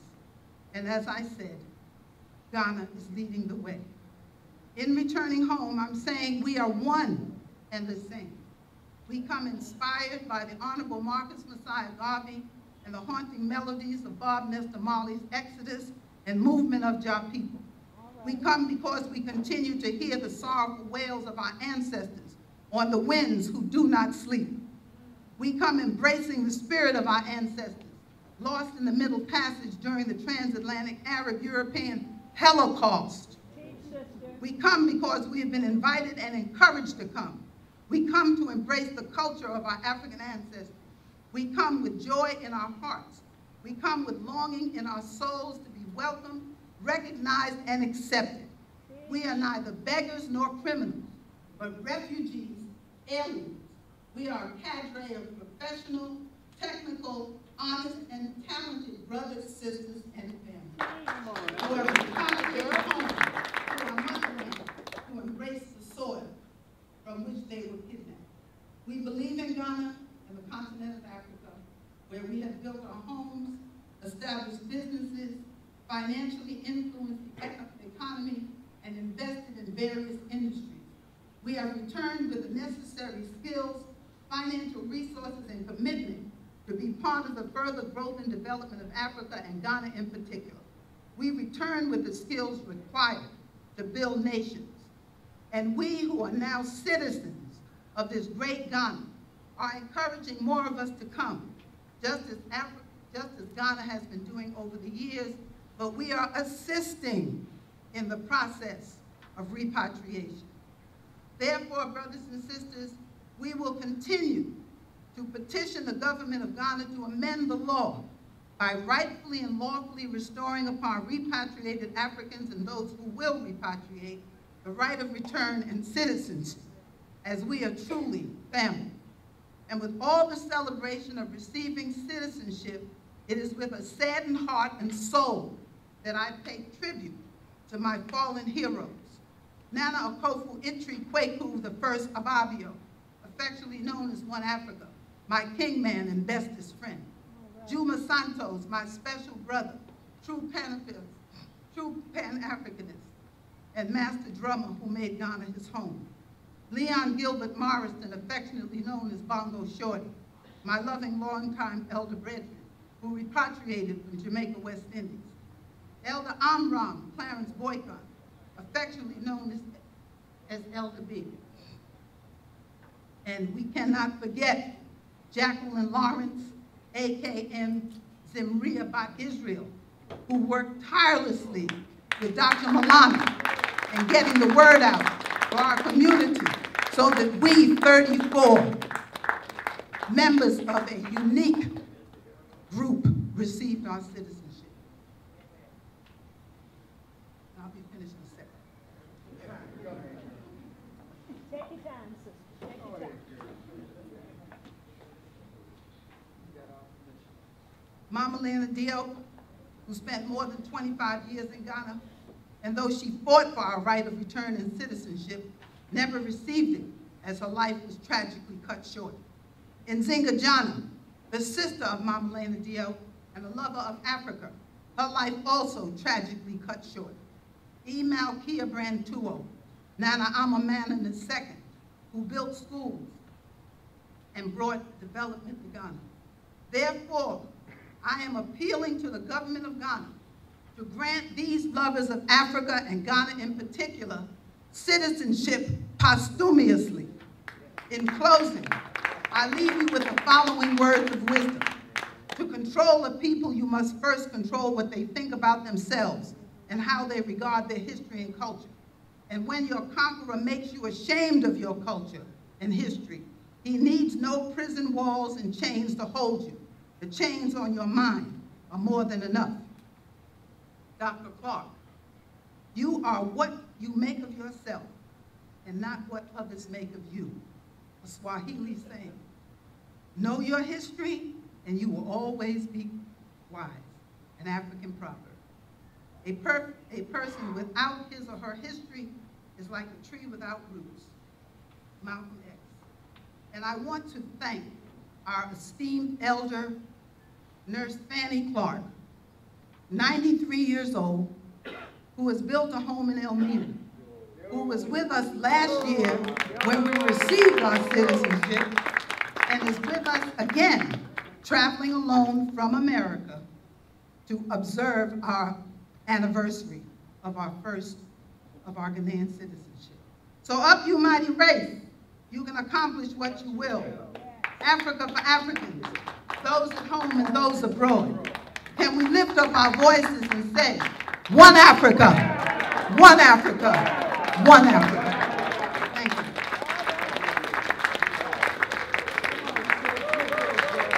Let's give Amakus another applause, please. Yes. Yes, thank you very much, Amakus. Without further ado, I would call upon Dr.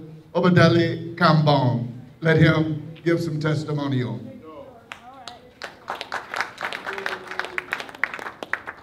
Ago.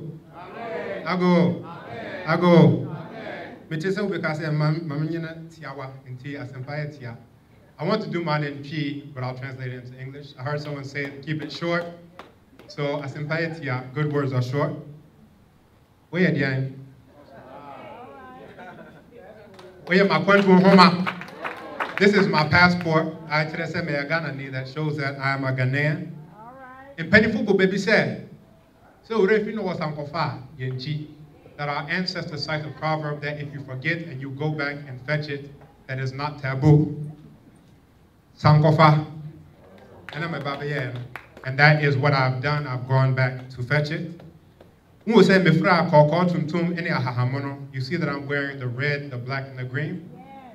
As I said, because my great-grandfather was part of the UNIA.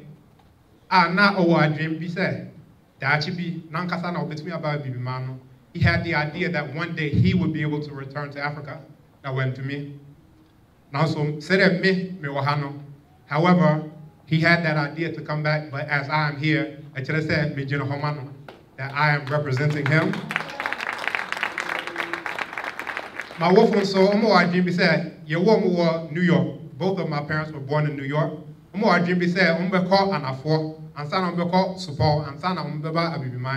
That they had a plan that they were going to go to the south of the U.S. and then go back to the Caribbean where my father's side was enslaved and then eventually return to Africa. Now, they haven't yet done that. Now, so but I'm standing here to represent them as they had that dream. Who said,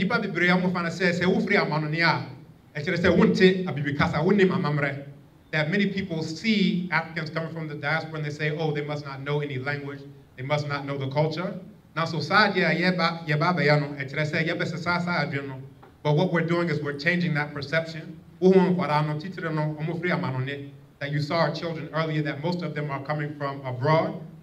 However, they learn the language, they learn the culture. And also,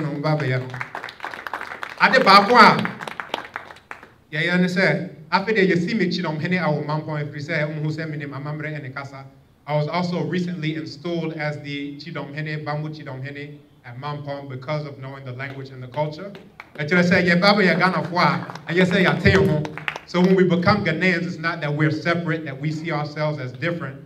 No, we're learning the language, we're learning the culture, and we're really taking it seriously. That I was also able to establish my own business and a school because now I'm a Ghanaian.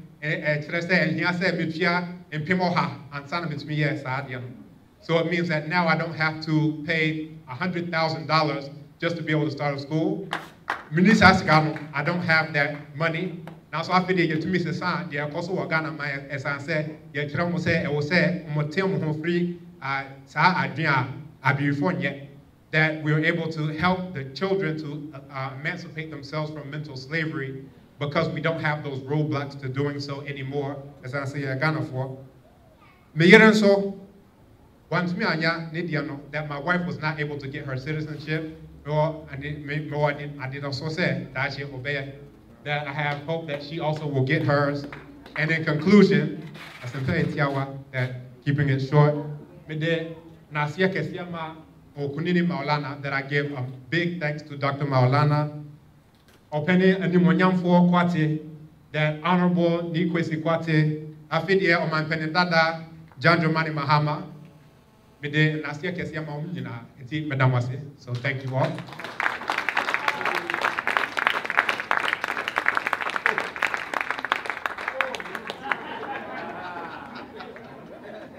Thank you very much. Let's give Doc another hand, please. Dr. Kampong. Without further ado, I would like to call our dear Queenie, Mother Macy. It's yours, Macy. Thank you. Thank you very much, Dr. Maulana. Greetings, my esteemed brothers and sisters present here today. And you know, it's a year now. I remember as if it was today. The emotions, anxiety, a bit of nervousness, but more than anything else, the humility. It has been a very, very long road. Some of us have been in the trenches a long time. Ambassador Porte, Dr. Maulana, Sister Imakus, meetings back and forth. At the time, just trying to get the government to put regulations in place so we could access. Then it was a right of abode, which was offered back then. We had been to Parliament, meetings here, and as the meetings continued, we noticed something. Our numbers dwindled. Basically, some of us ran out of patience. And it's a long, hard road. Even where we are now, we still have a very long way to go. But you know, we give thanks to the life of our former president, His Excellency John Dramani Mahama, Ambassador Porte, people like Dr. Maulana, who kept the fight and they pushed through. And finally it came through. I remember sitting there and was just like, wow, is it really happening? I came up, I got my citizenship, so it happened. Did prayers, it happened. And we go back to seemingly life as usual, but not exactly. We are not just people who had to get a residence permit like myself.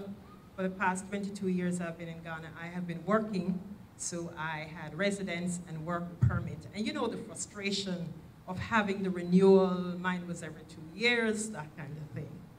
But my Ghanaian brothers and sisters over the years, as the years progressed, they stopped introducing me as their Jamaican sisters in my Ghanaian. And then later like, oh, she's from Jamaica. And they usually say, oh, but you're one of us. But we all know, yes, we are, but when it comes on to the most important thing that gets us in and out of here, it was a big challenge. And so getting my citizenship, if for nothing at all, I breathe a sigh of relief. And I must say, when it happened, you know, some of us were happy, of course, the 34 of us and those who supported us, and some of us were sad, you know, mixed feelings. But, you know, whenever a door is open, only so many people in most cases who can go through all at once. And so it is a process. What was very, very important was that the doors started to open. And like I usually say, once the door cracks, you put your foot there and you block it so that it never closes again, and then you lean on it. And the more pressure we applied, the wider the door will open. And it leads me to an area which is very critical to us, and it's the area of unity. After the event, there were mixed reactions. things were said, some pleasant, some not pleasant. But we need to remember, we live in this country, and Ghanaians, they watch us too. And they're ready to say, oh, but you people, what's wrong with you? You don't unite. And while we are working on emancipating ourselves from mental slavery, let us also be realistic. We're coming from different Western backgrounds, Jamaica, the US, the ploy, this one is better than this, I don't like your food, you eat meat, I don't eat meat, and all those things that have been used over time to divide us as a people.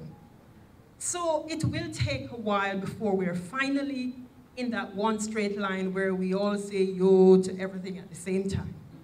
But let us, at every stage that we go, we realize what is important in this moment. What is it we want right now? And then put all the other nuances and differences aside, presently where we are, it's a citizenship. That's what we need to move forward. So let's put all our differences aside and line up behind whoever is pushing this. And there's always something to be said for track record. When you're saying, oh, I want to do this, I want to do that, people usually look back and say, okay, what has this person done before?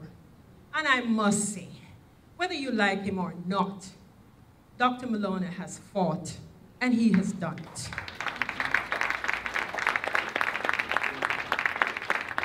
I want to say it has been a short time, it's a year, and so not many people have had such an experience, but I tell you, I have.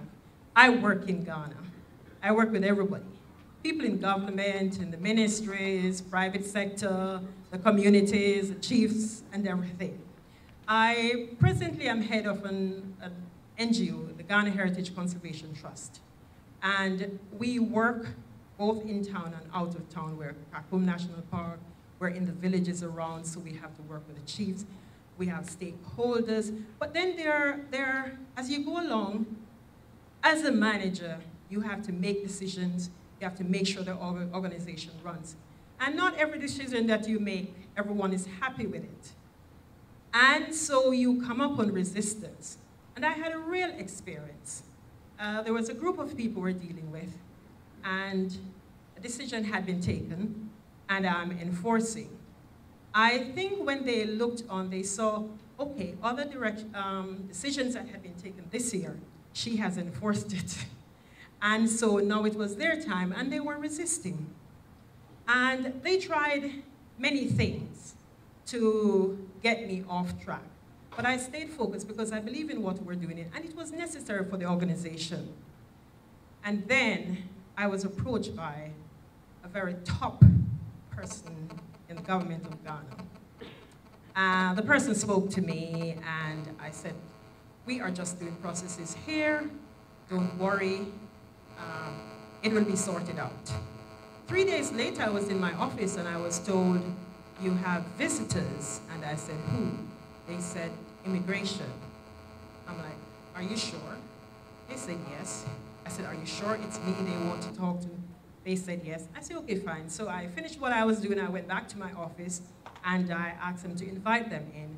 And they were reluctant to come, but my administrator got them to come in. And so I greeted them, and I said, please have a seat. They didn't really want to sit, but I was nice about it. So they sat, and I welcomed them, and I said, thank you for visiting us. How can we help you? And they said, we're here for you. I said, you're here for me? He said, yes. I said, why? They said, well, our boss wants to see you. I said, what is this about? They said, we don't know, but you have to come. I said, okay, no problem at all. I will come, but I'll take one of my managers with me. So I did that. I took a manager with me. We went to the immigration office in the area where I work. And the officer in charge, not very nice. I walked in, I greeted, didn't reply. And she said, I've invited you here because I want to know what is your status. And so I took a deep breath, relaxed, and I said to her, I'm a citizen of Ghana. And I could see that she was not expecting that response. It's like having your legs cut out from under. You can see the fight just went. And she said, "You are?" I said, "Yes." She said, "Since when?" She said, "Do you have a Ghanaian passport?" I said, "Yes." She said, "When did you get it?" I said, "January this year." She said, "Can I see it?" I said, "Yes, you can, but unfortunately, I do not have it with me." So she said, so I said, "Once we leave here, I'm working in this area, but I live in Accra." So she said, "Don't you know you're supposed to have your passport with you?" And I said, "No, I've been here for 22 years, and this is the first time I've been asked to prove my status." I said, "However, what I can do, when I leave here this afternoon, I'll go straight to Accra, and I will bring it." She said, "Okay." I said, "Should I also bring my certificate that I got?" She said, "Yes." I said, "Should I bring a copy or the original?" She said, "Bring the original." I said, "Okay, thank you," and I left. I went to the office, closed up. Of course, my board members and everybody were just livid. So I headed to Accra, picked up my documents, headed back to Cape Coast very early the next morning, and then by which time word had gotten around, so Rabbi Cohen, who we're in the same area, and we do some things together. On the way, we were speaking, and he said, "I'm coming with you." So along with the rabbi and my staff who went with me the day before, we went to immigration. And you know, but Ghana is funny, we all know somebody too. So the moment I got there, ready to do my thing, I noticed she smiled. And she said something, but Charlie, I'm here to prove my thing. So I said, "Yesterday you asked me about my status. I told you I will bring proof, so I have brought it." And I had already made photocopies of my passport, my Ghanaian passport, and my citizenship document, so I could leave it with her. So she looked at it, and she smiled, and she said, "Oh, I just wanted to check on your status." I said, "Okay." So she handed me back, and I said, "I actually made photocopies for you." She said, "No, no, no, no, no, that's okay. I just wanted to check." So the little rumors we sometimes hear where a group of people say, "Oh, this thing isn't real. They'll soon take it back from you now." Charlie, it is real. Thank you.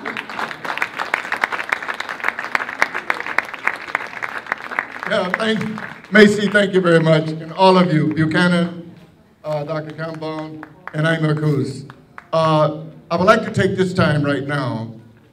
Udasi, you can make the introduction, but we must acknowledge the Ghana Tourism Authorities. And I want to say it has not been easy for the representative of the Ghana Tourism Authority to come here. As I said earlier, she had visited a dentist, and we all know when you visit the dentist, especially when they have to extract a tooth. So let's give a hand for our dear Felicia. Felicia, can you say just some kind words for them, please? Hello, thank you very much for this opportunity. We are really happy to be with you here. I think I'll hand the mic over to my colleague, Banana Nisia, who is the marketing manager, to address you. Thank you. The proper title of Felicia, she is the Director of Public Relations at the Ghana Tourism Authority. Ben Nsia is the Director of all programs and events in the whole of Ghana. So give him a hand, Brother Ben. Hello.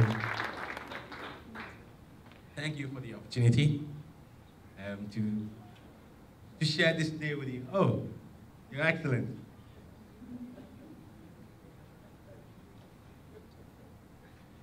He went to the school I went to, or I went to the school he went to.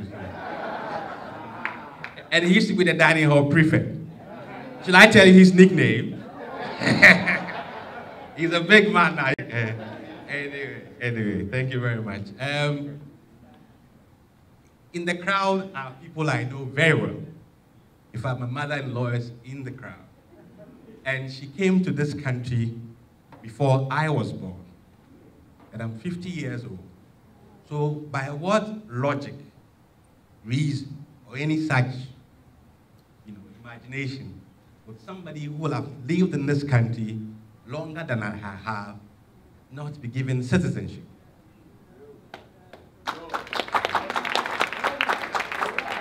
So, for those of us in tourism, our primary motivation in trying to create PANAFEST was to create a bridge between the Africans on the homeland, the home Africans, if you should call them so, and those of you who, through the circumstances of history, found yourself on the other side of the Atlantic. But it goes beyond that.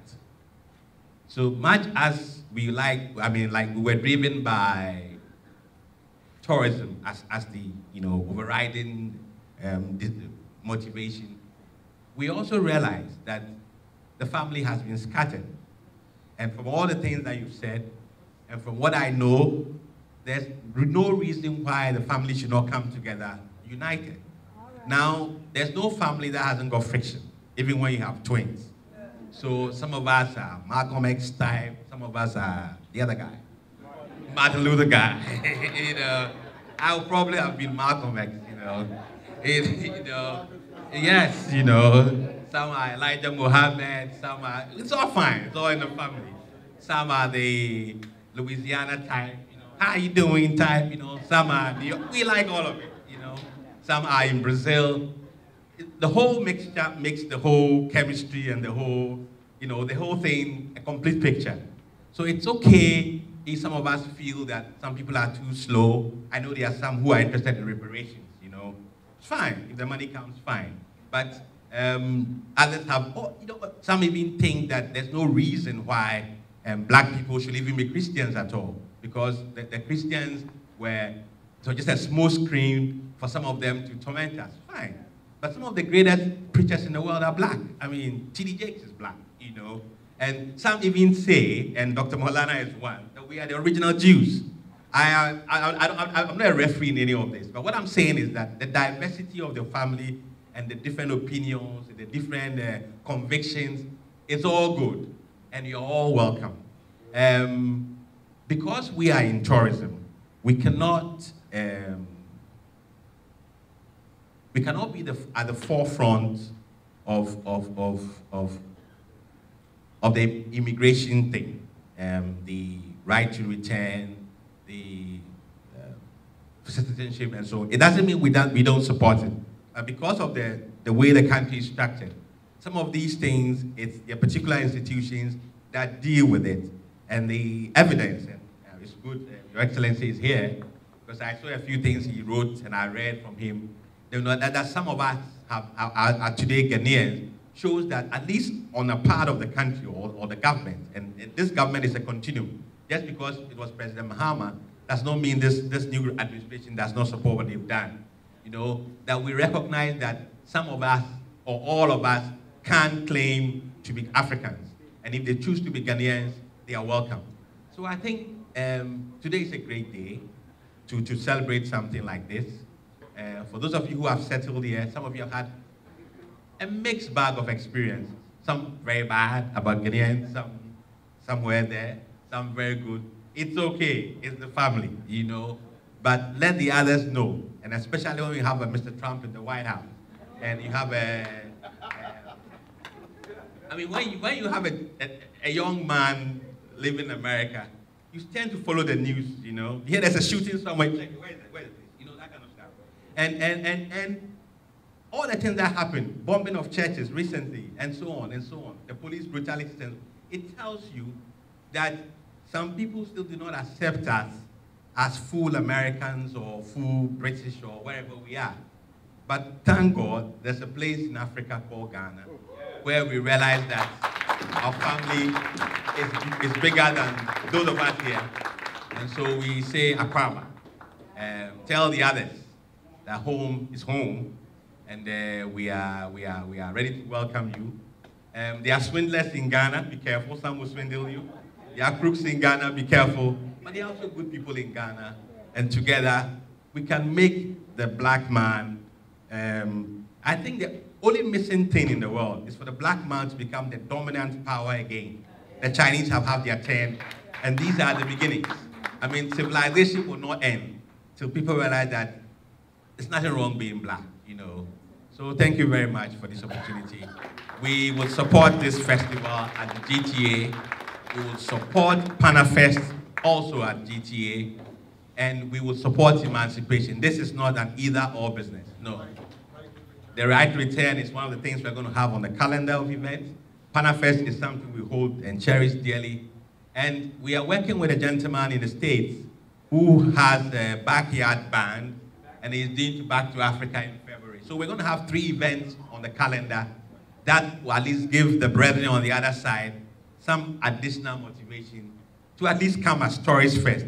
And if they choose to remain here, I think they are also welcome. Thank you very much for your attention. Let's give Ben another applause, please. I want to make a correction on what Ben said. He said that I said that we are the original Jews. I think that's a mistake. I said we are the original Hebrews, not the Jews. Okay. Okay, let's thank the tourist authority again, please. I just want to make a personal thank you to the tourist authority for yesterday, because we all went to Asimanso yesterday, and they supported us 110%. And I really want to say thank you on behalf of everyone, on behalf of MOM. Yeah, they provide us with the transport to get us there, and it was wonderful. Okay, right.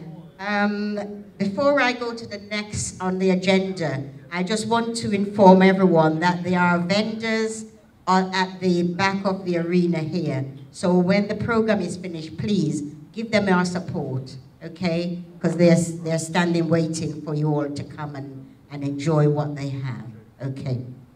Right, the next part of the program is we have African words of solidarity from some of our members. I'll call on Sylvia Campbell, our first member, to give our words of solidarity.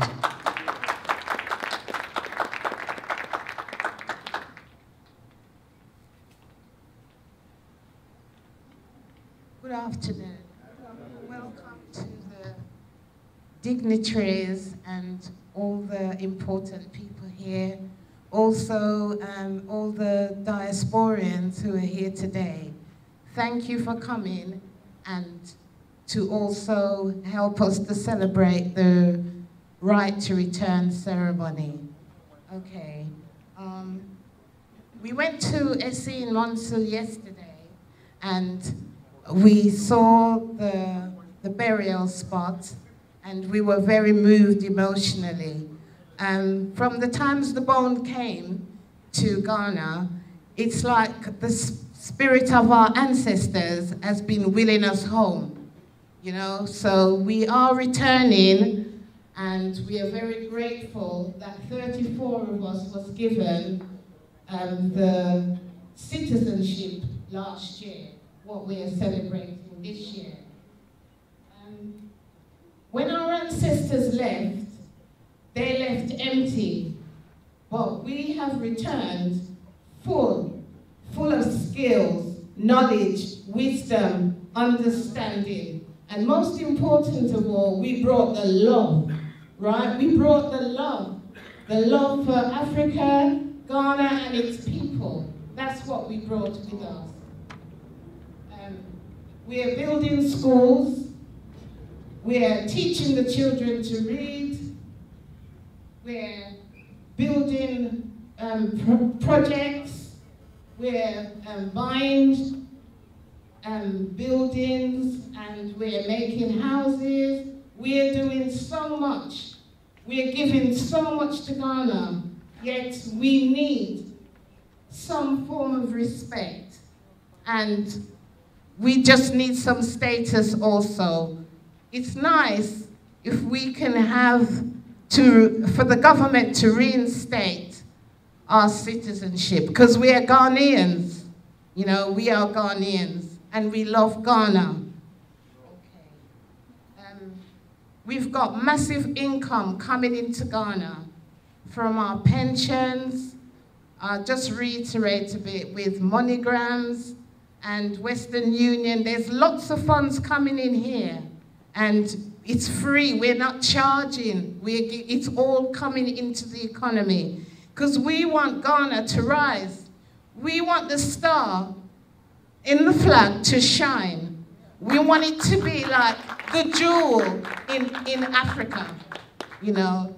So, wasn't it His Excellency, the President, Akufo-Addo, who said he wants us to be citizens, not spectators.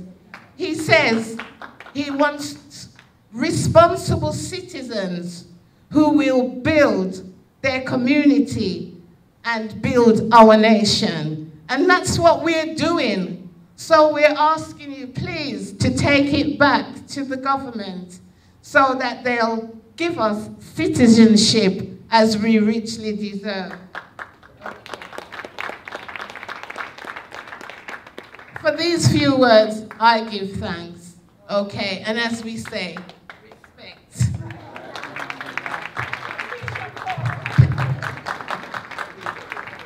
Well done, Sylvia. Okay, can I call on Mohammed Haruna for his solidarity speech?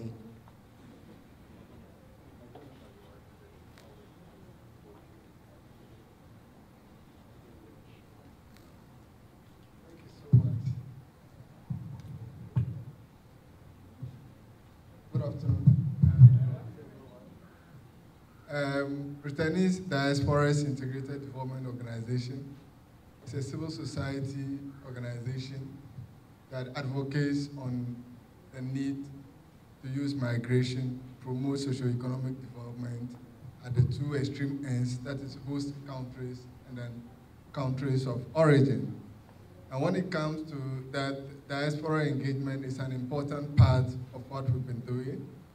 And thanks to the hard work of Dr. here, we have managed to forge a relationship with the African diaspora, the Ghanaian community, and especially Ministry of the Future. And we've been working together to make sure that the concept of return and reintegration is well ingrained in our community. We want to make sure that the Ghanaian community sees their brethren outside who were taken either by force or who left, whose parents left earlier, give birth to them, and for which they have taken new identities, which have rejected them in recent times. We want to ensure that the Ghanaian community can reconnect back to this spirit of fraternity and brotherhood. If that spirit of fraternity and brotherhood is not reinforced, all that we're talking about here will never yield the dividend that we want to get. The rise in protectionism and then far-right sentiments across Europe and North America is making it more clearer that we as Africans must rediscover our roots. Those who were the descendants of the slave trade who left Africa by force have a right to trace back their origin, to trace back their roots, because the communities they have moved into is rejecting them. And mainstream conversations in these communities has become so perilous that if we don't take a concerted effort towards welcoming this group back into the continent, we may lose them forever. So that is where we come in, and we want to make sure that you people have a home. But being part of a community also comes with responsibility. The continent is beautiful, it's endowed with a lot of resources, and we have just emancipated ourselves from our colonial past, and we've had a lot to go through the period.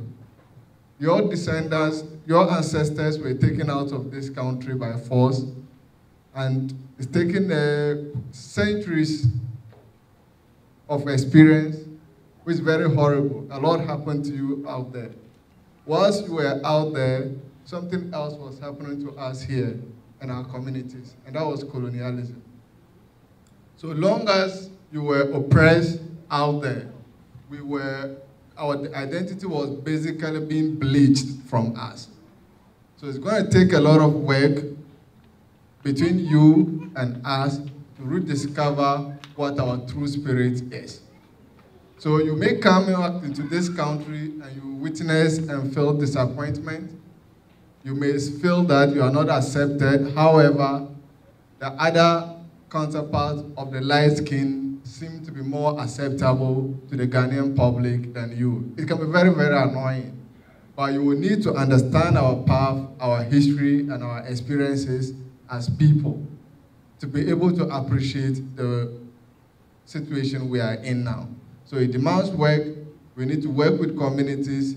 Each of you lives in communities, and you don't need to live in isolation. I was so thrilled to see how the children have learned the Ghanaian language, and that's a major step towards ensuring sustainable reintegration after return is accomplished.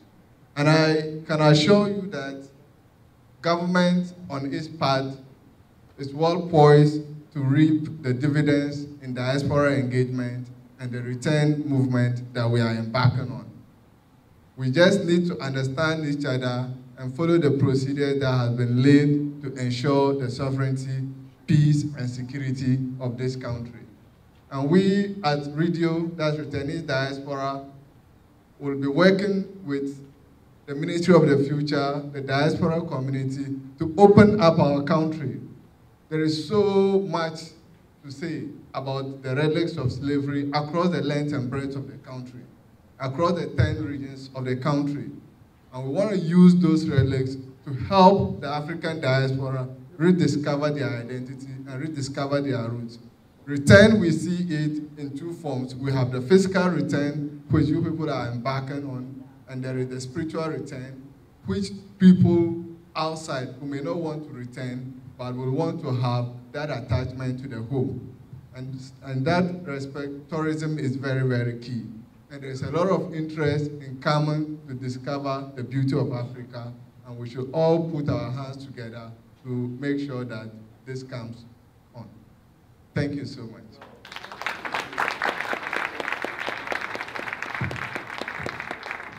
Thank you, Mohammed. That's really a very profound speech there. Our next person we'd like to call is Brother Kinfi Gabriel, please.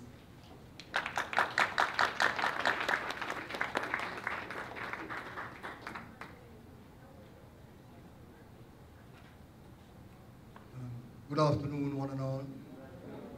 I'd like to thank our distinguished guests and all the people who took time out to make this day possible, and all the hard work that has been put in by each member of the Ministry of the Future to make this day a reality.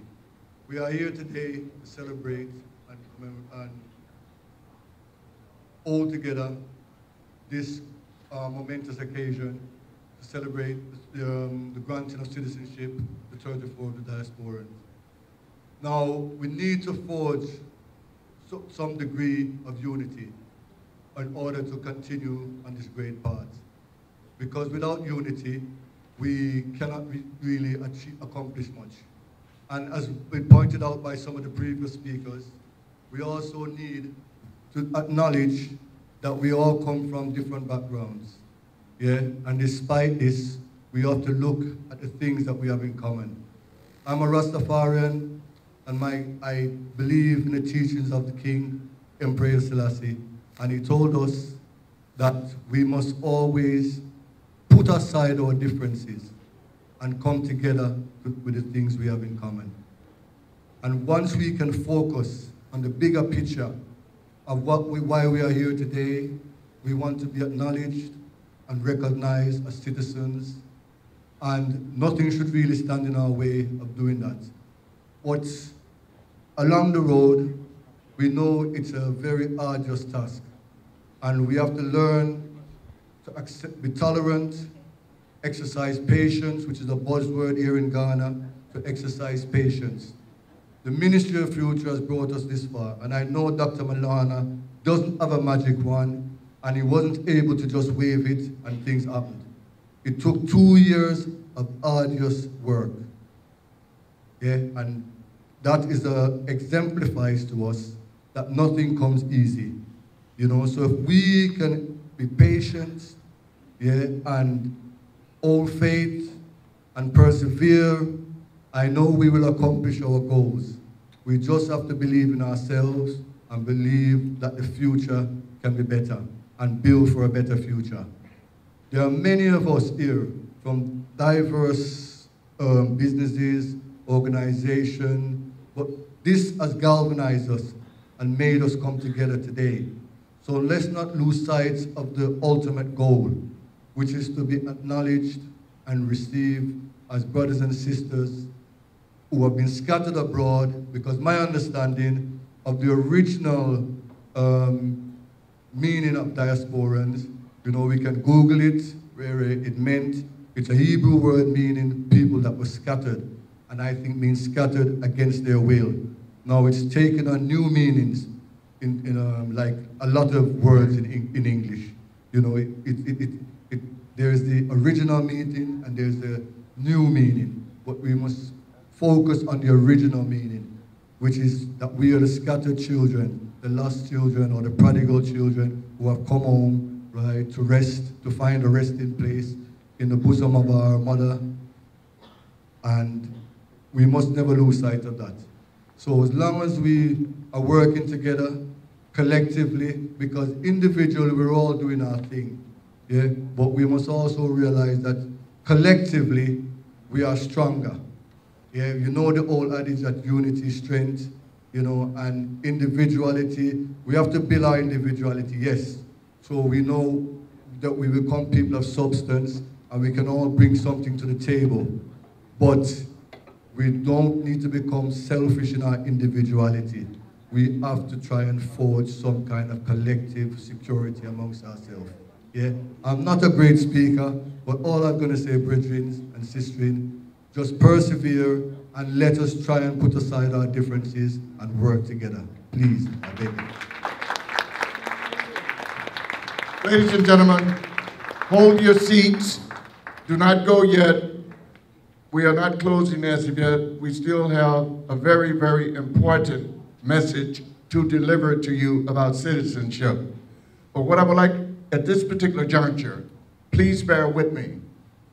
You know, there are no free lunches anywhere in the world today.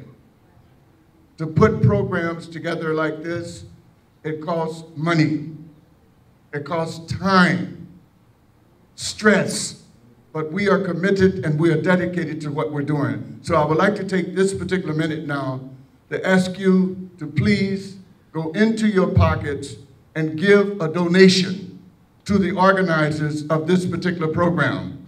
Sister Millie, I would like for you to take charge in terms of the receptacle for collection, and another sister as well to go with you. Brenda, if you can help her. We need your support. We are always talking about, you know what I mean, we don't support each other, but we support white programs when white people do something, but when it comes to black people doing something, we don't support. Now this is an issue now that is very sensitive and very dear to us, to get citizenship. And we need your support. We need your not only moral and spiritual support, we need your financial support as well. So I ask you, please, go into your pockets to give for a worthy, divine cause. We are trying to get citizenship for our brothers and sisters here in Ghana, not one time, but we are trying to institutionalize that, where it will be going on every year with this ceremony, right to return, right to return, right to return. So I ask you again, please give for a worthy cause. If there's ever been a cause that you have given for, this one is one of the most important ones, not only for you, but for your children and children to come. Because things in the West are going to become a mess. There are difficulties coming up on the heads of Africans of the diaspora in the United States of America. You look and saw what is happening in Libya to Africans. They're trying to start slavery again against our people. We must now stand and be cognizant and committed to defending the African family. And that's why we're asking you, please give from your heart to help us to continue this good work, to get you citizenship. Thank you.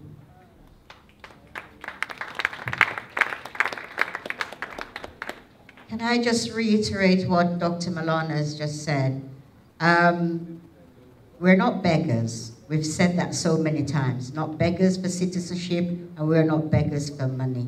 But putting programs like this on, it does cost.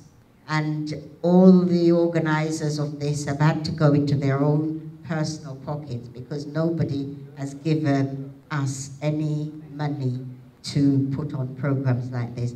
So I want to thank you from the bottom of my heart, all those who contributed, and thank you so much for that. Yeah. I'd like to introduce at this stage.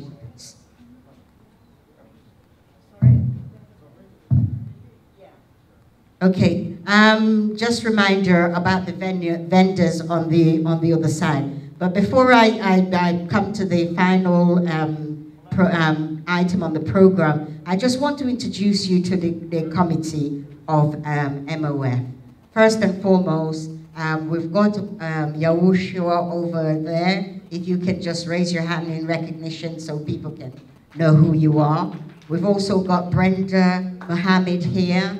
Over there, we've got Sister Yawa here, Sister Yawa Tupra. We've got Sylvia here. Sylvia. We've got Sister Candace over there, yes. And we've got Millie, wherever Millie, oh, here's Millie. We've also got Brother Kingfi. And of course, Dr. Maulana. And not forgetting myself. And I did say Yahushua first. Have I forgotten anybody? Oh, and Professor Tupra. How can I forget Professor Tupra? And there's also another person, Dr. Pine. Where's Brother Pine? Brother Pine. Brother Pine, he's probably gone for a walk. Okay, but that's the team for MOF. And we've been meeting every week for the past, 2-3 months to put this program on, and with the help of the Ghana Tourist Authority and everyone else who has participated in putting this program on for you. Okay, and thank you all so much for coming. Yeah, it's most appreciated, and for your donations. Now, no further ado, I would like to ask Millie to come and give the vote of thanks to you all.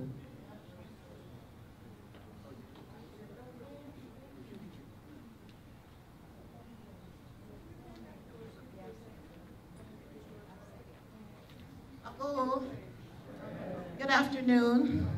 You've been sitting a long, long time. Maybe you just want to stand a bit and stretch. Just stand up, those who want to stand a bit and stretch.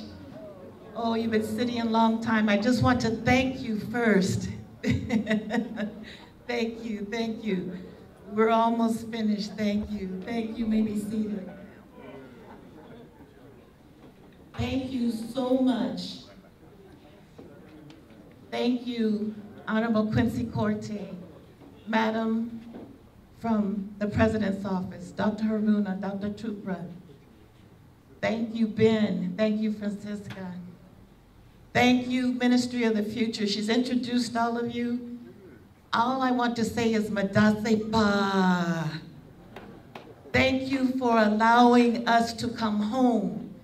I want to thank my family for sharing me with Dr. Maulana and MOF, because many nights, we spent many mornings and many nights working hard for citizenship, working for our brothers and sisters. I can't, as I said at the press conference, and I became very emotional, you don't understand what it means for, so many people have said speeches today, but I always knew that in America, it wasn't my home. I was even afraid to come to Africa because as Amaku said of the Tarzan and the things that were projected there.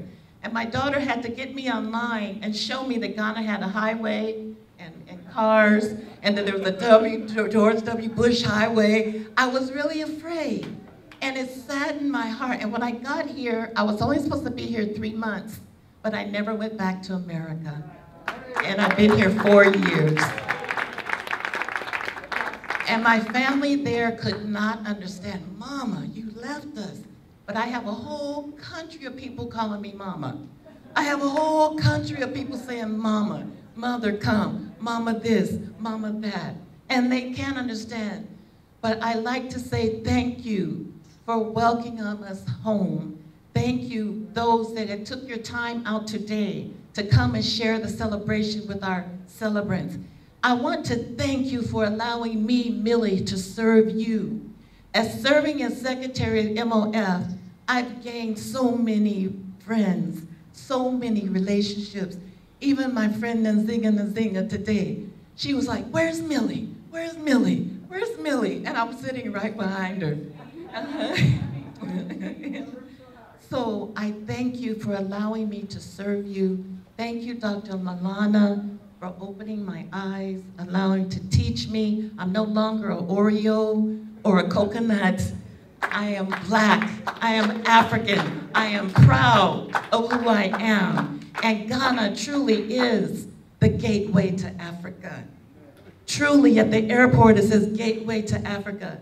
We are bringing us home through citizenship. We are truly gateway to Africa. Thank you for all your hard work. MOF, thank you for putting up with me. We love you all. God bless you. Madase, madase, madase pa.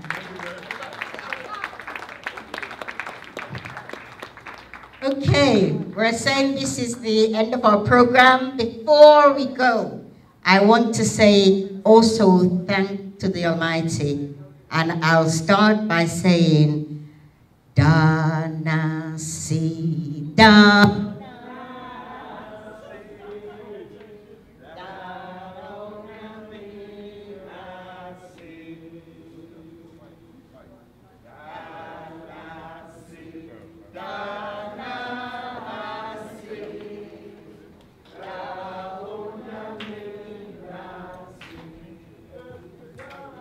Every